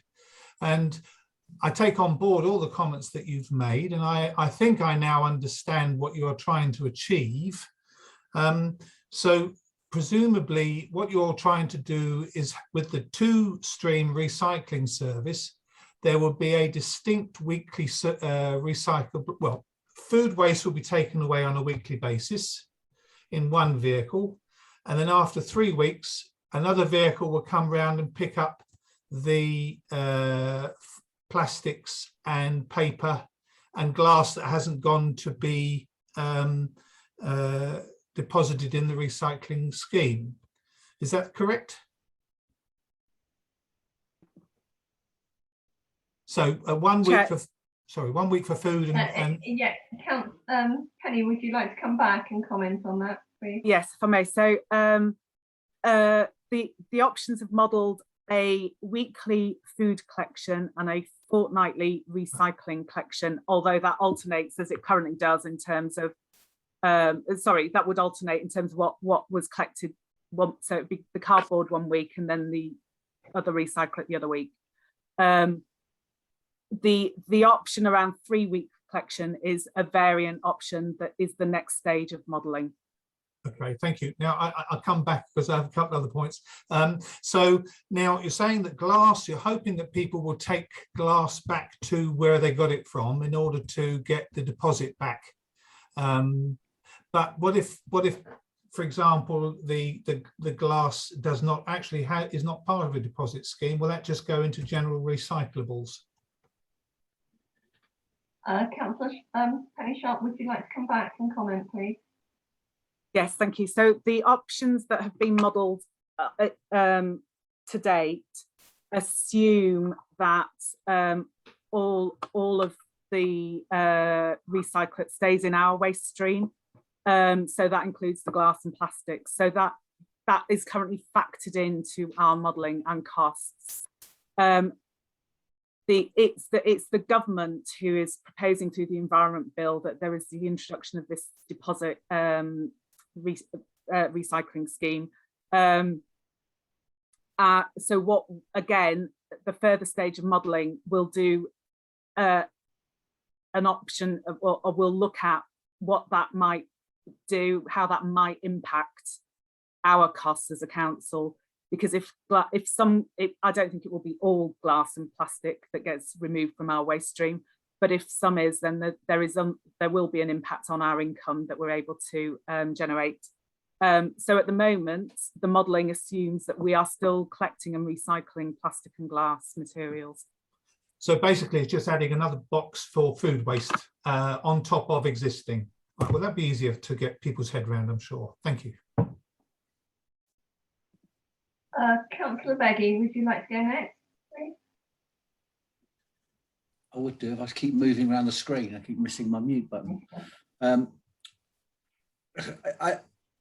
As with Mark, I wish I'd seen this before. I think this is an incredibly complex decision of which I can't personally make a decision on tonight because I'm struggling to take in and understand all of the implications. But I do have a few questions. One very simple one: I'll read them all out, and you can come back to me one of them at a time. Where does green waste fit into all of this, and will that be a separate tendered service? Assuming that we have a change of recycling and food waste, etc., a lot of our bins become obsolete. So have the costs of collecting and reissuing bins been factored into this cost? You say that it would be more expensive to get a cost for the food collection at a later date. Well, can we not ask for an option with, an option without, and an option for what that option would be as a add-on at a later date, so we can make that decision? We're only surmising this, and it would also be very interesting to know what you say on your table that they're cost viable or not cost viable, but it'd be interesting to know by what degree and what those different costs are, because obviously the variance is very important. And I suppose my final point is that you mentioned that at some point after we move this forward, there will be modelling by the consultants about the implications of what we've decided. Well, what investigation have we done with similar authorities with a similar system in terms of service costs, resilience, resident feedback, etc.? Or is this simply a desktop modelling exercise? Again, I think it's vitally important that we do talk to other authorities who have made the same decision and doing the same thing. Thank you. Would anybody like to come back on that at all? Oh, I'm looking at Mrs. Sharp. I'm wondering if it'd be helpful to bring in Mr. Jones at this point, because I think he's got considerable experience from other authorities. Or did you want to start first? I'm happy to come in once, no problem. Sorry. Good evening, Chair. Good evening, councillors. I'm not sure if you can hear me or see me too well. Unfortunately, I've had to log in through the phone. I've had some laptop issues, which has probably prevented me assisting with Penny when she got through the preferred options choices. If I may just step back to one previous councillor's comment about when the recycling and food waste, and just clarify, I think he mentioned that he on his assumption the preferred option would be a weekly food waste, and then in 3 weeks' time or on a 2-week different frequency, the different modes of recycling. Just to clarify on the preferred option, the recycling and residual would be alternate weekly or fortnightly, as it is currently, and the 2 streams of recycling would be collected at once in one vehicle. That would be on the preferred option model, just to clarify and move that one on. If I can move to the next gentleman's questions, you may have to refresh my memory. I've got a lot going through my mind, but he asked about the green waste collection. The green waste collection will remain unchanged and stay in the current model as it is. That's not there's no implications to that with what we're looking at or what we're looking to change. That's not affected by any of this model or has no impact on it at all. If I can touch on with relevant experience, I think food waste is a particular one. I've rolled out food waste collections in just, if I may briefly, I've been in waste or environmental services for around 20 plus years, working for local authority, managing services in-house or managing contractors. I've also been on the dark side, if you want to call it that, where I've been for the contractor working on behalf of the local authorities as well, so seen both sides of the coin. But in reference to rolling out mobilisations of food waste collection is a good example of a very similar situation was down in Malden in Essex, very rural, a mix of villages and vast distances between collection points, a lot of travel, a lot of mileage to be undertaken between collections, very, very similar in its feel and in its population size, to be honest. And it was surprised everybody, the amount of participation and uptake in a rollout of a new mobilisation we did in Malden. I think they went to the extremes of kind of what we looked at here. They went for the multi-stream collection service, which caused a myriad of problems. But the successful thing there was the food waste. We brought it out of the residual waste, big success, reduced their gate fees and their tonnage disposal fees, and again, improved their carbon footprint because we did it with a fleet of hybrid vehicles. So yes, do have experience of that and have seen that. I think what we try to stress, if I just can take a minute on why we came to that preferred option, is we had a myriad of choices presented to us with a wonderful array of mixing those kind of options presented by Resource Futures. And what we tried to do was put a yardstick measure, and I don't want to bore anybody to tears, but the wonderful slide Penny used with the options and the yes and no preferred was kind of the sense checking and the questions we asked as a team as we went through. I know the headings are quite simple, the environment bill and waste strategy, operational, public reception and cost, etc. But there was more to it than those, and I don't want anybody to take those just on face value. Yes, we considered the environment bill and its many merits, where the strategy sits in line, also considered the DEFRA waste collection paper in 2021, which are all key things pointing in a direction we're all pretty sure are going to be mandated or going to be asked to be implemented very, very shortly. We looked at the public reception. It's not just about how the public will receive this, how the public will go along with it. Is it easy enough for the public to understand? Are we making major changes to their frequency or how they work things now? No, we try to keep it as simple as possible and look at what we could keep on a fortnightly basis with only the introduction of food. Again, if I can clarify, a point was raised about whether bins would be any good. We look at introducing a bag, I think, under the current methodology that the system is based on, to separate the paper and the card out and to keep the other dry recycling items in the bin, and that would still remain to be usable. So we're not looking at any major costs going forward in that area at this time. Again, if preferred options change, it's an option we'd look at again, but that's not really an implication for that. When we said operational resilience, it's not just whether the contractor can fulfill their obligations, whether it's not just resilient because it's in the same or a separate vehicle, I think, as we highlighted there, but it's whether or not we as an authority can maintain and sustain complaints and disruptions and a bad mobilisation from overreaching and trying to too much. And I think Penny touched on it with the problems you can have with specialist vehicles if you went to the far end of the scale. Seen it myself, unfortunately, mobilising the South West Kent Partnership for Abassa, who had a similar problem in North Herts. We also struggled in Devon when we used multi-stream vehicles. And it's overreaching for the stars, I'm afraid, at this point in time. The industry's moving forward and they're trying wonderful new innovations, but they're not quite yet there. There's no stability and there's no consistency with the approach to using these vehicles. Penny was quite right to highlight that when they go off the road, multi-vehicles have to replace them, and any saving you make on your carbon footprint goes out the window when you're running 3 vehicles to do the job of 1. Again, briefly on the cost, if I may, sorry, I'm trying to keep this as brief as I can. we fully understand the implications of where we are at Rutland with the budget deficit and what we were tasked to do.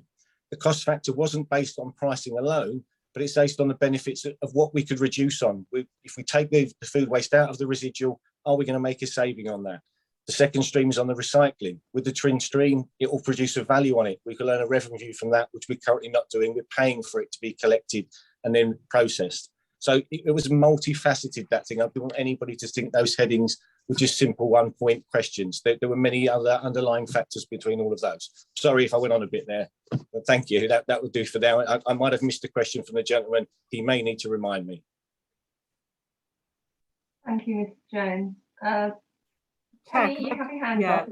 Yeah, if I could just sort of add to that as well. Thank you. And thanks to Martin, who, as you all have heard, has got considerable experience in this area in particular, both private and public sector.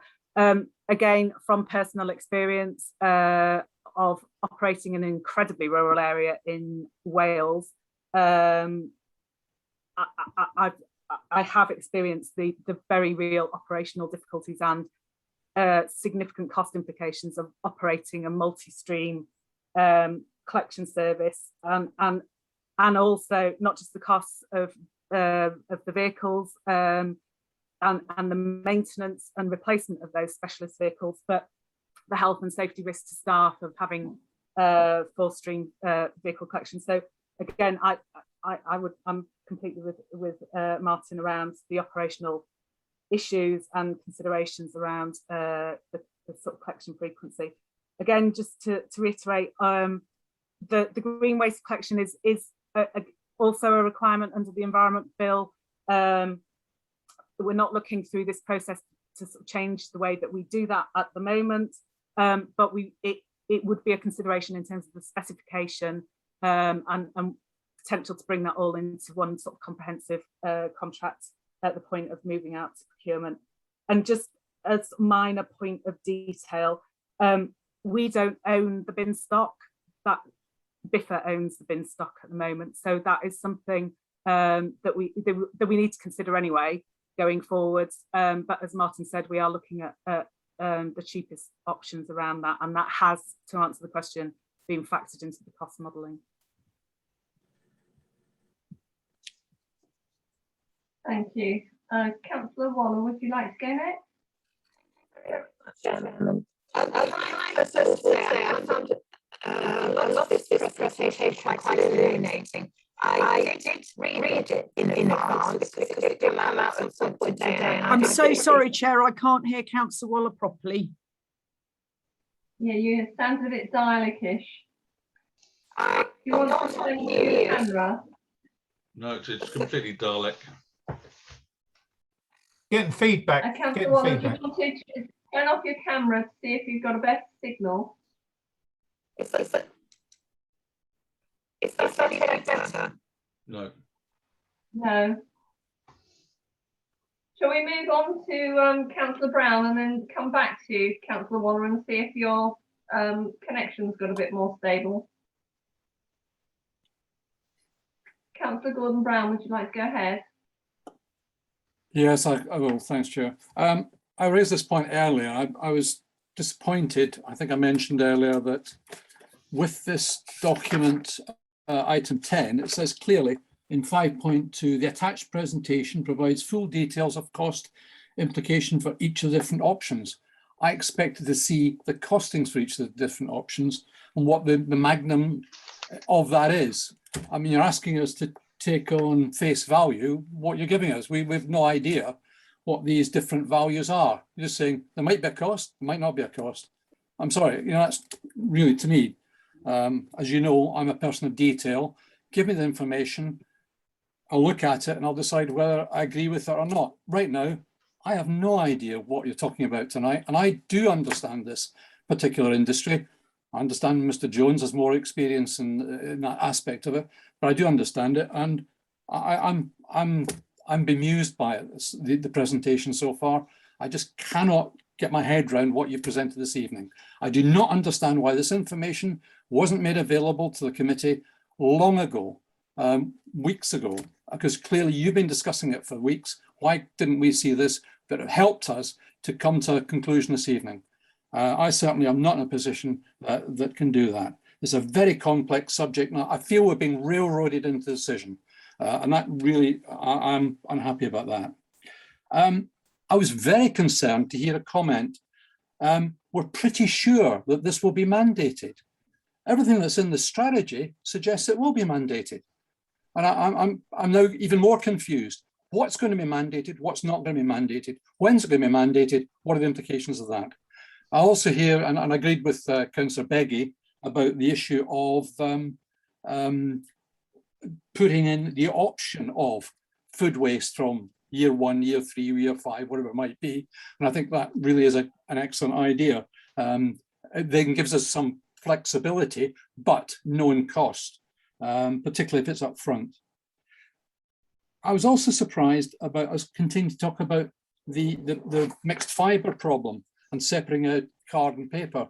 I read in one of the strategy, funnily enough, which we were asked to agree tonight, that in fact we might look to apply TEEP on that. The issue around technically, where is it? It's on page. I'm going to go minimum standards, service standard, page 45. Minimum service standards, the ability to technically, economically, environmental, practical, and suggested that we may be able to present evidence that we don't need to separate our dry recycling collections. So, you know, what are we saying? I thought that was our strategy that you've asked us to agree, and here we're talking about something different again. And I don't see where that appears in your option strategy.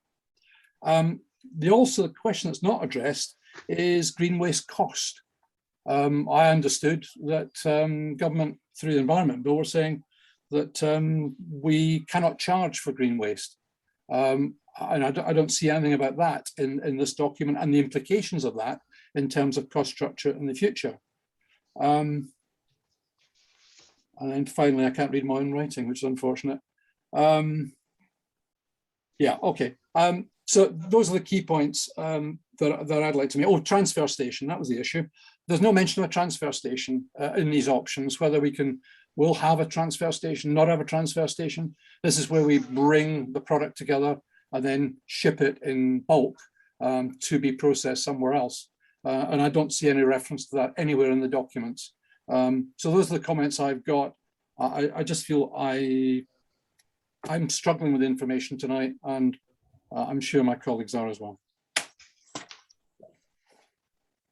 Does anybody want to make any comments on that, or shall we move to Councillor Waller to see if she's got a better line? Yes, is it better? No, I'm sorry. Why are we putting up with computers when they suddenly know anything? I believe. Really can't hear. I can't understand a word. I'm sorry, Councillor Waller. I think Councillor Waller, you're saying you're going to leave and then come back in. Okay. Councillor Ainsley, would you like to? Yeah, I'll be very short. So I hope we can got some music to play while we wait for Gav to come back on. I just want to really say that I'd really like to know the answer to the question why Appendix A was not presented to the Scrutiny Committee earlier. And I'll come back with a supplementary after that, or a supplementary observation, if I could get a response to that, please. Oh, I am looking for Officer. I was just wondering if Mrs. Sharp was going to ask. Yes, I was just sorry, trying to unmute. And my apologies, it is in terms of Appendix A not being provided, it has been a question of sort of timescales and availability of the information. It is something that I can circulate out following this meeting. I do have a slide that can give you an indication of the cost, but or the cost differentials between the options, but in terms of the breakdown, that's something that I'll circulate outside of the meeting. Thank you. And sort of supplementary, it's really useful to have had this presentation ahead of the meeting. It is complex. I may not be the sharpest knife in the drawer, but I do feel that it is very difficult to understand and actually come to a reasoned judgment on what is basically just a quick flash of the figures and not be able to mull over them and to actually look at each individual option. So if I were to take things at face value, then progressing to the stage 2 would seem sensible, but I'm very sorry, I'm in the same position as Councillor Brown. I'm unable to consider progression to stage 2 until such times we've had due time to actually consider what looked like a good presentation, to actually give that the full once over. So thank you very much indeed. Councillor Waller. Can you hear me now? Yes. Yes. Wonderful. First of all, I did look at this late on this afternoon when it was sent out to us. I don't know what time it was sent out. I didn't get to see it till late on. So I did have a chance to think about it, and I will come up, I'll mention some of my observations in a moment. But first of all, it seems to me that the strategy, first and foremost, should actually be about trying to save money. I mean, we have the target as of 10% as Penny outlined. We also think that might be unachievable, partly because of the additional costs that we were asked for extending the current contract, and partly, as Penny quite rightly said, we've had a number of years of inflation since the original contract was let. And I would like to see in the strategy that as the primary objective, and how can we then do everything else to help this? And one of the things that we appear, I mean, apart from it will soon be legal requirement, appear to do to help would be to recycle food waste. And if our residents see that the reason we're doing it is to save council taxpayer money, then they're far more likely to cooperate with new food waste bins, for example. Now, into the detail of this report and the questions that Penny was posing to us as we went through. Yes, I don't think we've got an option but to include food waste recycle as part of the new contract. Secondly, if we're doing that, then the black bin, the residual waste bin, can halve in size if currently over 40% of it is food waste, and we're doing that separately in future. And thirdly, I was personally horrified at the thought of wanting my paper and card in sacks or bags and not in a bin. Now, I'm perfectly content to separate out the paper and cardboard from the other recyclables. I am most definitely not content to try and put it in a paper bag. I have 2 grey bins at the moment, and most of what's in them is paper and card. Trying to fit it into a bag, it'll take a lot more effort. And as some of you know, I'm currently operating one-handedly because of a frozen shoulder. It's effort that I literally couldn't do at the moment. But in any case, even if I could, I'm not sure I'm inclined. Lifting a bin lid up, throwing it in and putting the lid down is one thing. Trying to make it small enough to fit into a bag, and it will be in the case of the cardboard boxes, is quite another. And it made me think about, I mean, I'm a family of 3 at the moment, but it did make me think of larger families who'd have more packaging, and anything that's going to make it harder for them is a disinclination to do it. And as my black bin is rarely a third full every fortnight, I can see me and people like me, like my family, just putting recyclables in it because it's easier. And so I think it's really, really, really important that we have it easy to do. That's my take on the options. So it's not that I'm objecting to separating out at home, it's what you put it in. And the little boxes that I see elsewhere, and my sister used to have before she moved up here, for putting your various recycled items in, is just not worth the effort. They're too small. So we want recycle bins and big, and the residual waste can be little containers, because that would be a disincentive for people putting things in. I think that's all. Thank you, Chairman. Thank you, Councillor Waller. Councillor Ainsley, you've got your hand up. Would you like to come in? Yeah, thank you very much indeed. Yeah, I just want to make a very quick point. I think it's important for me certainly to say that I really appreciate the amount of hard work that's gone into producing all of these papers. And it would have made a huge difference to me if I'd had the documentation associated with item 10 when I was reading item 9 and so on. But I do appreciate the hard work. What I don't appreciate is a significant delay in these papers being pulled together and presented to us, because it's made making decisions exceptionally difficult, even recommendations. So, or strategy, anything, yes. So I just wanted, but I did want to acknowledge the fact that there was so much hard work being done by the officers, and what I could see is some very professional work as well. So thank you for that. Pity about the way you presented it to the Scrutiny Commission or Committee. Thank you. Councillor Stevenson. Thank you, Chair. Very, very briefly, because I am mindful of time, I would just like to make 2 points and a third suggestion for the way forward.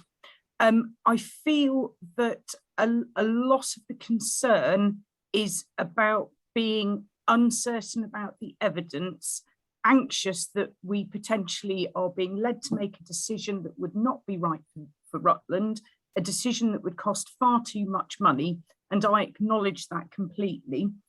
As the portfolio holder, and I appreciate I've been to project boards and, you know, huge amounts of information, I believe that this is leading us in the right direction.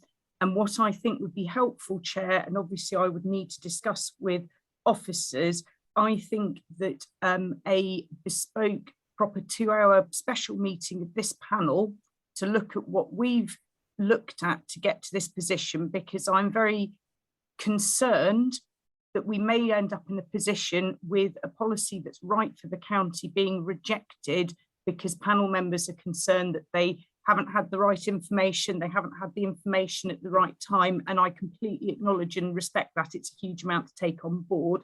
That was the point and the suggestion. The other thing that we haven't actually mentioned particularly is the public consultation. I mentioned that 674 people responded. Interestingly, 86.4% believed that the strategy would deliver on having a clean, green and sustainable county. Now that's quite interesting, because that's a completely different opinion to what's been expressed in this scrutiny panel. So whilst I want to hear, sorry, Gordon, you're shaking your head, 86.4% have out of that 674 said that they believe that that would deliver on a clean, green, sustainable county. Okay, so what I'm suggesting is that we do have a good 2-hour meeting. Obviously, Chair, it's at your discretion, but I am concerned that the timing of evidence, etc., is being used as a reason not to support a policy that fundamentally will be the right thing for the county going forwards. Thank you, Chair. Thank you, Councillor Stevenson. Councillor Oxley, would you like to come in quickly? Yes, very quickly. I mean, I take on board everything that's been said this evening, and reading, as I say, looking at the presentations, it does strike me that the options which we are being asked to give our support for are the best. I think the only reason that members are a little bit concerned is that if we'd had sight of the information that you've given us this evening, even if we'd had it on Tuesday, that would have given us, and we had it in front of us. I mean, I didn't actually receive anything. Councillor Waller presumably received it because of she needed an 18-point presentation. We didn't have that. And it strikes me that if you want us to make a decision based on all the information, we need all the information, and that's it. And as from what I hear, I think it's going to be the best option for us, and we should be making the decision this evening. And the best way that we could have done that was to have all the information to make the decision. And I just wanted to make that point. And it's not, as I say, we're not doing it deliberately, it just would help us to make the decision.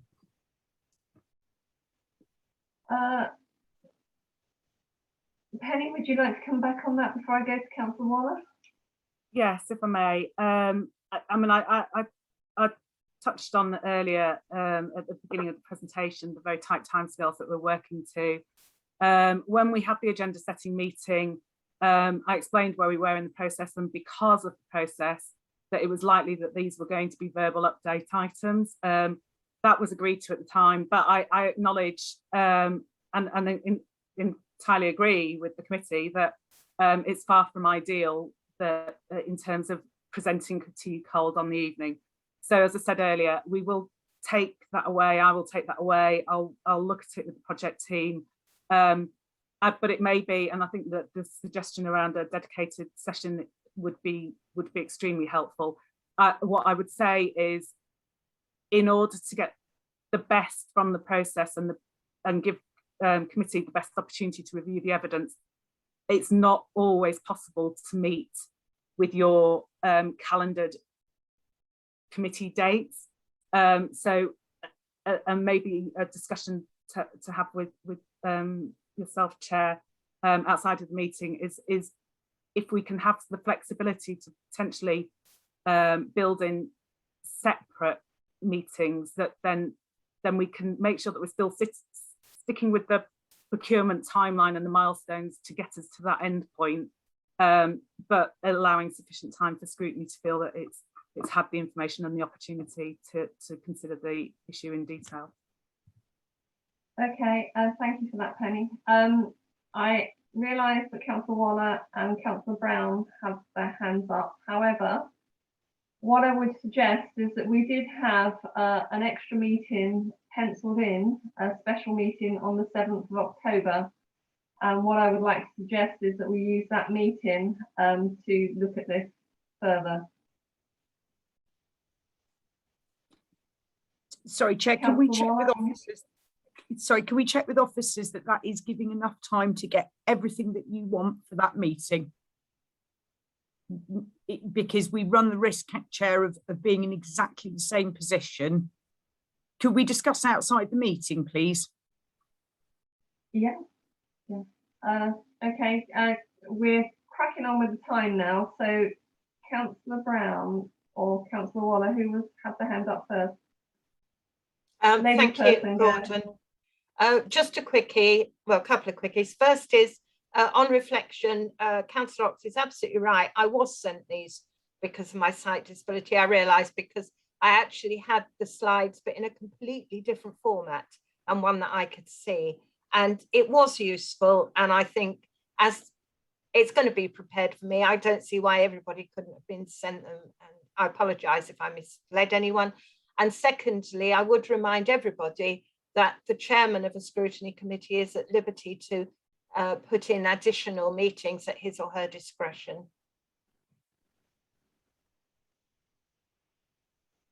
Thank you, Councillor Waller. Councillor Brown.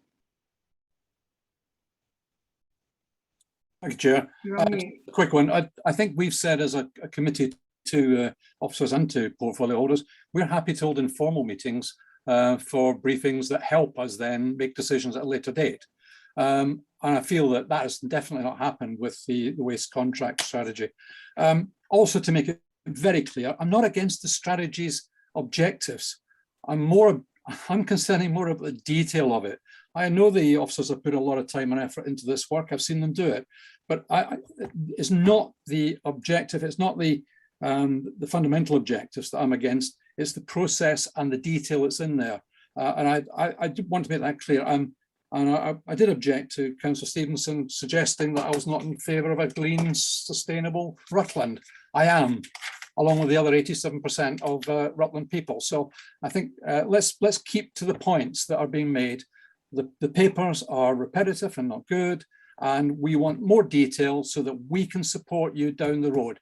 That's what we asked for back in June. That's what we've not had. We're asking for it now. Can we have it as early as possible to help you make an early decision? We don't want to hold you up. Councillor Stevenson.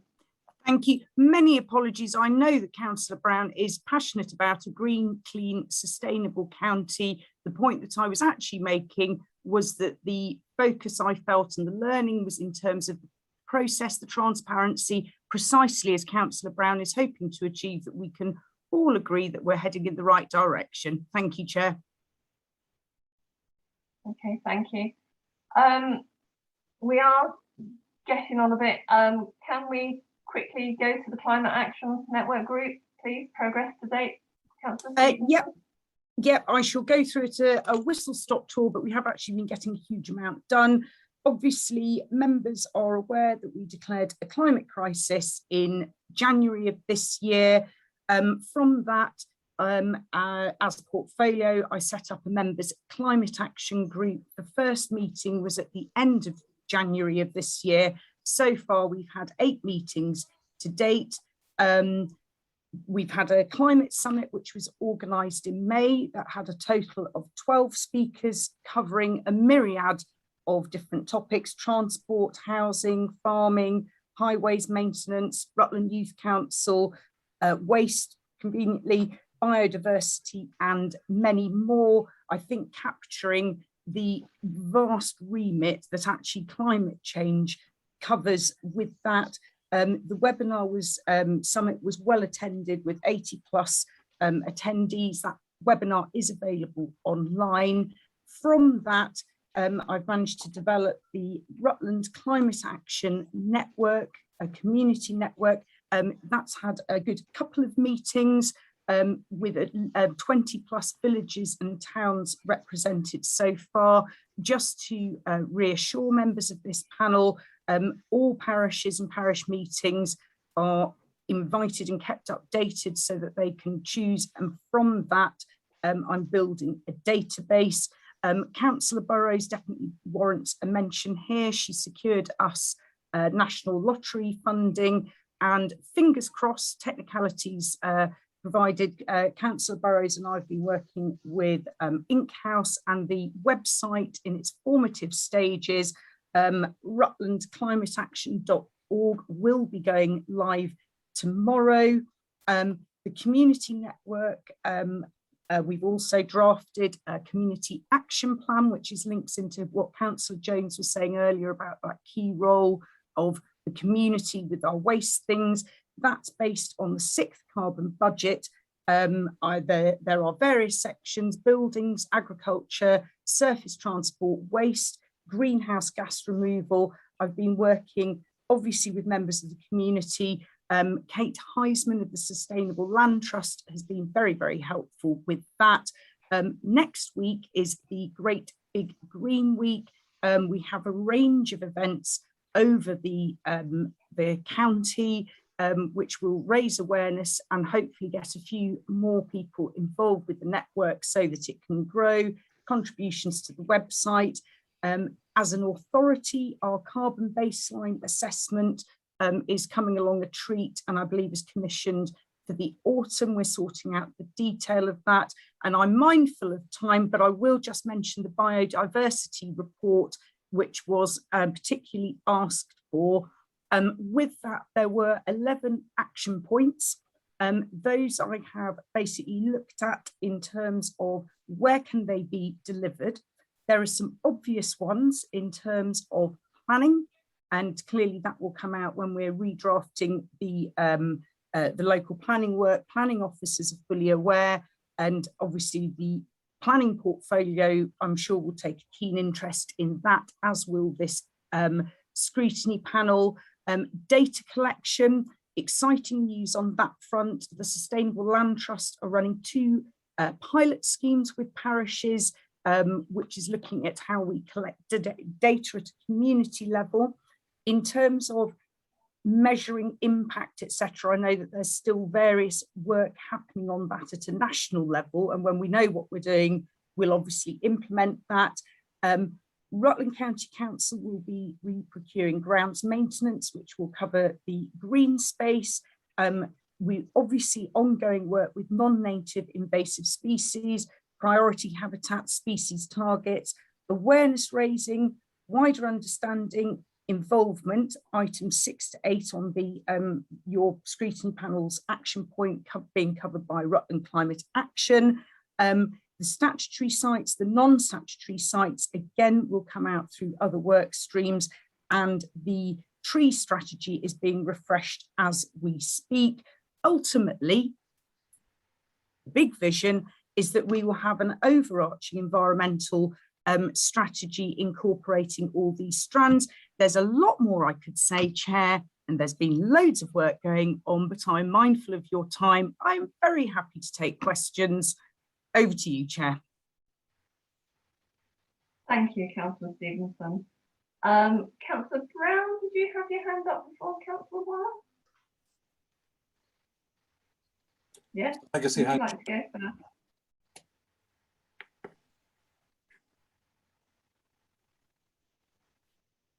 It was a legacy hand. Oh, it's a legacy hand. Okay. Councillor Waller, would you like to go next then, please? Yes, thank you. Just a quick one to Councillor Stevenson. When the site is up and running, can it have all the detail behind the information you've just given us, including names and contact details of the people in the villages, please?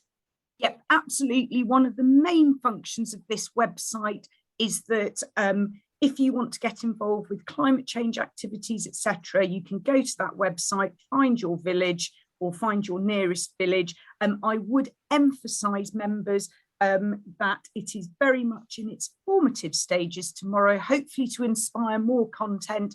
I know I've asked the members of our councillors in our climate action group to send in content to Councillor Burrows, and I think we're still waiting for a few bits and bobs, but it is work in progress. But certainly, Councillor Waller, that is absolutely the intention. It is a signposting wonder of technological fabulosity.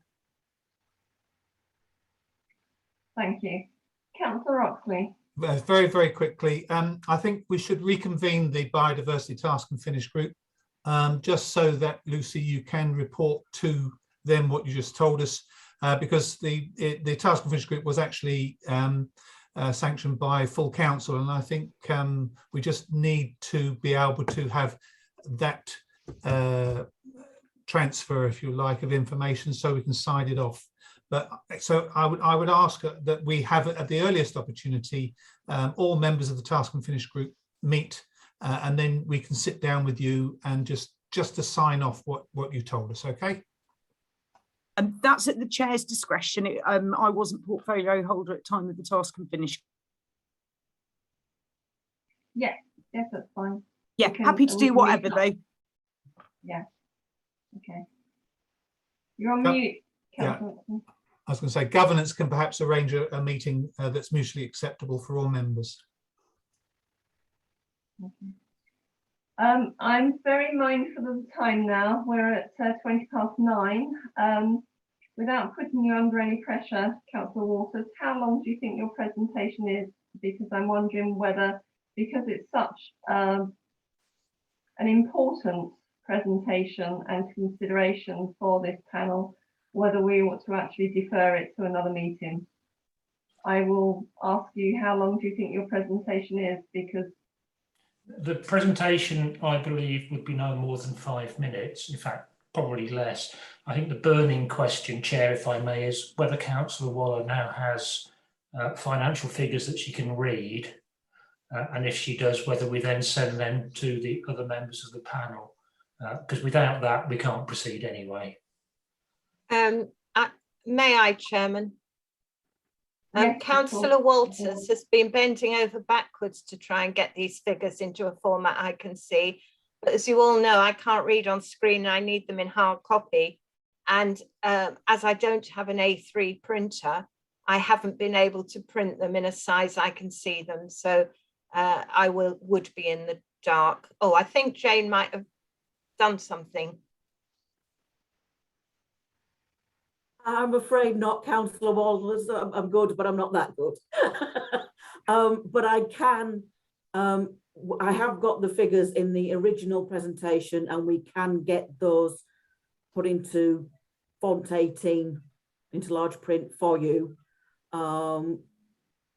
it depends. If you wanted to defer the item to the meeting on the 7th of October, we can have them ready before then and get them sent out. I think personally that would be a good idea. I think it's a very important subject, and I really do not want to rush it. And I think it would be grossly unfair as well if Councillor Waller didn't have the figures in front of her. Sorry, Chair. So can I have? I think it's, I don't know if that's in agreement with Penny, the director, if that fits in with her timeline. Penny, would you like to come in? We did have this meeting penciled in. The 7th of October. It's not in my diary, but I'm sure that the 7th is fine, certainly for the leisure presentation. And I would agree with you that I think it makes sense to move it, to defer it. And I'm conscious there's a couple of members of the public who have been waiting for the discussion, so apologies to them, but I think it would be helpful to make sure that everybody's got the information before them before we have the discussion. So certainly for the leisure discussion, it's possible to circulate the information tomorrow to get round to members in advance of the meeting. We will struggle in terms of the waste, and I would like to take the opportunity to just take that out of the meeting and discuss further with the team in terms of what information we could make available for the publication deadlines. Okay, that would make sense. May I just very shortly, very quickly, sorry. It's becoming increasingly apparent not only that residents are concerned about the swimming pool, but also that Catmos College is concerned about their reputational risk and also the gathering dilapidation of the premises. So in your considerations before that meeting, could you bear that in mind so that we can come to an agreement as to a way forward, or at least give me some kind of steer as to what will be politically acceptable, because we cannot continue as we are. We need a decision. Ultimately, I know I'm responsible for making the recommendation to council, but I don't want to do that if more than 50% of people disagree. So if we can be mindful of that. Councillor Brown, you have your hand up. Yes, Chair, I was really going to ask Councillor Walters through you if that sort of timescale of early October is acceptable, because I know, we've put this decision off for some time now, and the question is, do we need to meet earlier than that to make it happen from your point of view, or from Mrs. Sharp's point of view? I think from my point of view, it is early enough, but we really cannot go on beyond that. So we need to get our ducks in order, or whatever the expression is. And if those members of the public are still here, my apologies, we should have had that information in front of you tonight. Okay, moving on, we've got 6 minutes for the quick verbal update on the parking strategy. Councillor Lucy Stevenson, would you like to go ahead? Yep, I would love to go ahead. Obviously, I've circulated today the verbal update requested. Obviously, then there was a request for some written information. What I sent around was headlines of what was going to be covered in the strategy. We had an initial GIR scrutiny panel meeting on the 22nd of October in 2020, and there was initial discussion to inform the work from the outset. I'm mindful that that panel makeup has slightly changed, which is the main trickiness. Were there any of the headlines that any of the panel thought I had missed anything in terms of the things that would be included in that policy? And if I may, Chair, I'd also like to cover off very briefly why the timeline has changed. So members, are there any questions on the headlines that I've got there? They were the ones: town centre parking, outline residential, etc., etc. It was on the document I sent around this morning. Councillor Waller, you have your hand up. Would you like to go first? And there are things I want to say on it, yes, but would you like me to propose an extension, because we're coming up very close to 9:30, and even if we don't go on much beyond it, to go beyond it at all, we need a resolution. You're reading my mind, Councillor Waller. I was busily typing an email to the chair. Well, I propose we go on beyond 9:30 then. And I second it. Thank you. That's unanimous. Thank you. I'll say my 1 or 2 points, if I may, then. It's when you're developing this strategy, portfolio holder, given that I represent one of the village areas, can I ask that you have a consideration of hotspots outside our towns? For example, a number of our villages have problems with parking outside schools or areas around a school. That is only an example. There are hotspots across the county. And also you put some consideration into what we do in areas where there are no pavements as well, please. And I'd also, when it does get written, I'd like to see some analysis of what the problem is that the strategy is trying to address. Those are the only points that I want to make. It doesn't answer your question, but I hope it gives you some help. No, that was very, very helpful. Thank you, Councillor Waller.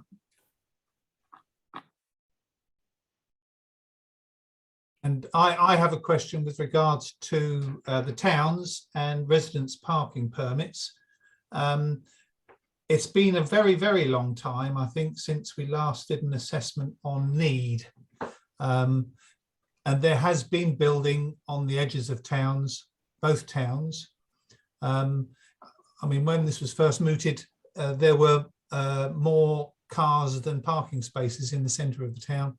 So I was just wondering if there's going to be any sort of attempt to get an update on actual need from residents, counting how many cars, counting how many houses. Is that something that's envisaged as part of the strategy? I can check with the senior parking manager, but my experience of discussing these issues, the level of evidence gathering and depth of understanding is very thorough, but I have jotted that down, Councillor Oxley, because I think that's important that you are confident in the suggestions that are put forward. Thank you. Thank you. Do I have any more comments or questions at all? Councillor Stevenson? And yeah, just to cover off very, very briefly, having set out best laid plans of having lovely drafts ready and waiting, there was a small matter of Boris's buses back better, that's hard to say at this time of night, which was announced in March of this year. So obviously the bus service improvement plan has taken priority over work for this. One final question, this is scheduled to come, the draft strategy, I underline draft, is scheduled to come to Cabinet in December of this year to then go out to public consultation in January. I'm assuming that, well, GIR have really got a choice. Does GIR want to have an opportunity to see it before it goes to Cabinet, or do you want to be part of the state? You're nodding on that. Are you happy, because I'm mindful of your very hefty agenda, if that is an informal meeting, but I'm very happy to be guided by you, but just to have a steer that you would definitely like to see it before the draft strategy went to Cabinet? I feel that we would like to see the draft strategy, even if that's in a private meeting. Brilliant. Yep, very, very happy with that. And I will try and get a sort of timeline of when we can do that as sort of sooner rather than later. Chairman, I would prefer it was in a public meeting, not least because it will be our responses in part to public consultation. And I think to keep in spirit with the big conversation that we've been having, we should try as far as possible to have our deliberations in public. As our next meeting's in November, though, Councillor Stevenson, would it be ready by that time? I'm looking at Mrs. Sharp. The next meeting is on the 18th of November. Can I take that out of here? But yes, we will certainly aim for that November meeting. Okay, thank you. Councillor Oxley. Just to say that I think we really need to schedule some more meetings of GIR. We are asked to make decisions, and the more meetings that we can have to enable us to do that, the better, in my opinion. Rather than having a very crowded agenda, you know, if we can spread it as much as we can, that would be very helpful. Councillor Ainsley, you have your hands out. Thank you. I just want to briefly say that I support what Gail was saying. I think that's very important we have this in public. I think the idea of a private meeting is not one I could support. I think we should have it in public. It's very important that we actually make sure we bring our electorate with us. Fair enough. We'll try and get it into the November work plan. So on the forward plan and the annual work plan going forward, obviously our belief was that we wanted to look at the leisure and waste strategy. We've already said that we will look at parking as well. Are there any other items that we wish to be considered, bearing in mind that we've got quite a full agenda and quite a lot of meetings and extra meetings to put in? Is there anything else this panel would like to look at? Can't see anything. So anyway, moving on to item 14, is there any? Sorry. Chairman, I had my hand up. Oh, sorry, Kay, I didn't see it.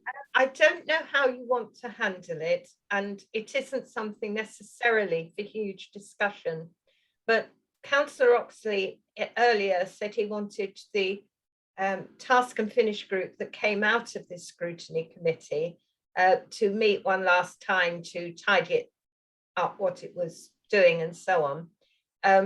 Would it not be appropriate for this committee to have that final, whatever it might be, whether it's a series of bullet points, just a note of the recommendations or whatever, just so this committee can sign it off? I wouldn't anticipate a long discussion, but nevertheless, I think for completeness sake, perhaps that should be on the agenda in November. Do you want it in November or in October? I'm relaxed as long as it happens. Okay, well, we'll see when we can get the task and finish group all together for one last meeting, and then see if we can get it on the earliest agenda. That's the point I was going to make. May not be able to get it together in time for October, but because there are members of that task and finish group who are not members of this committee.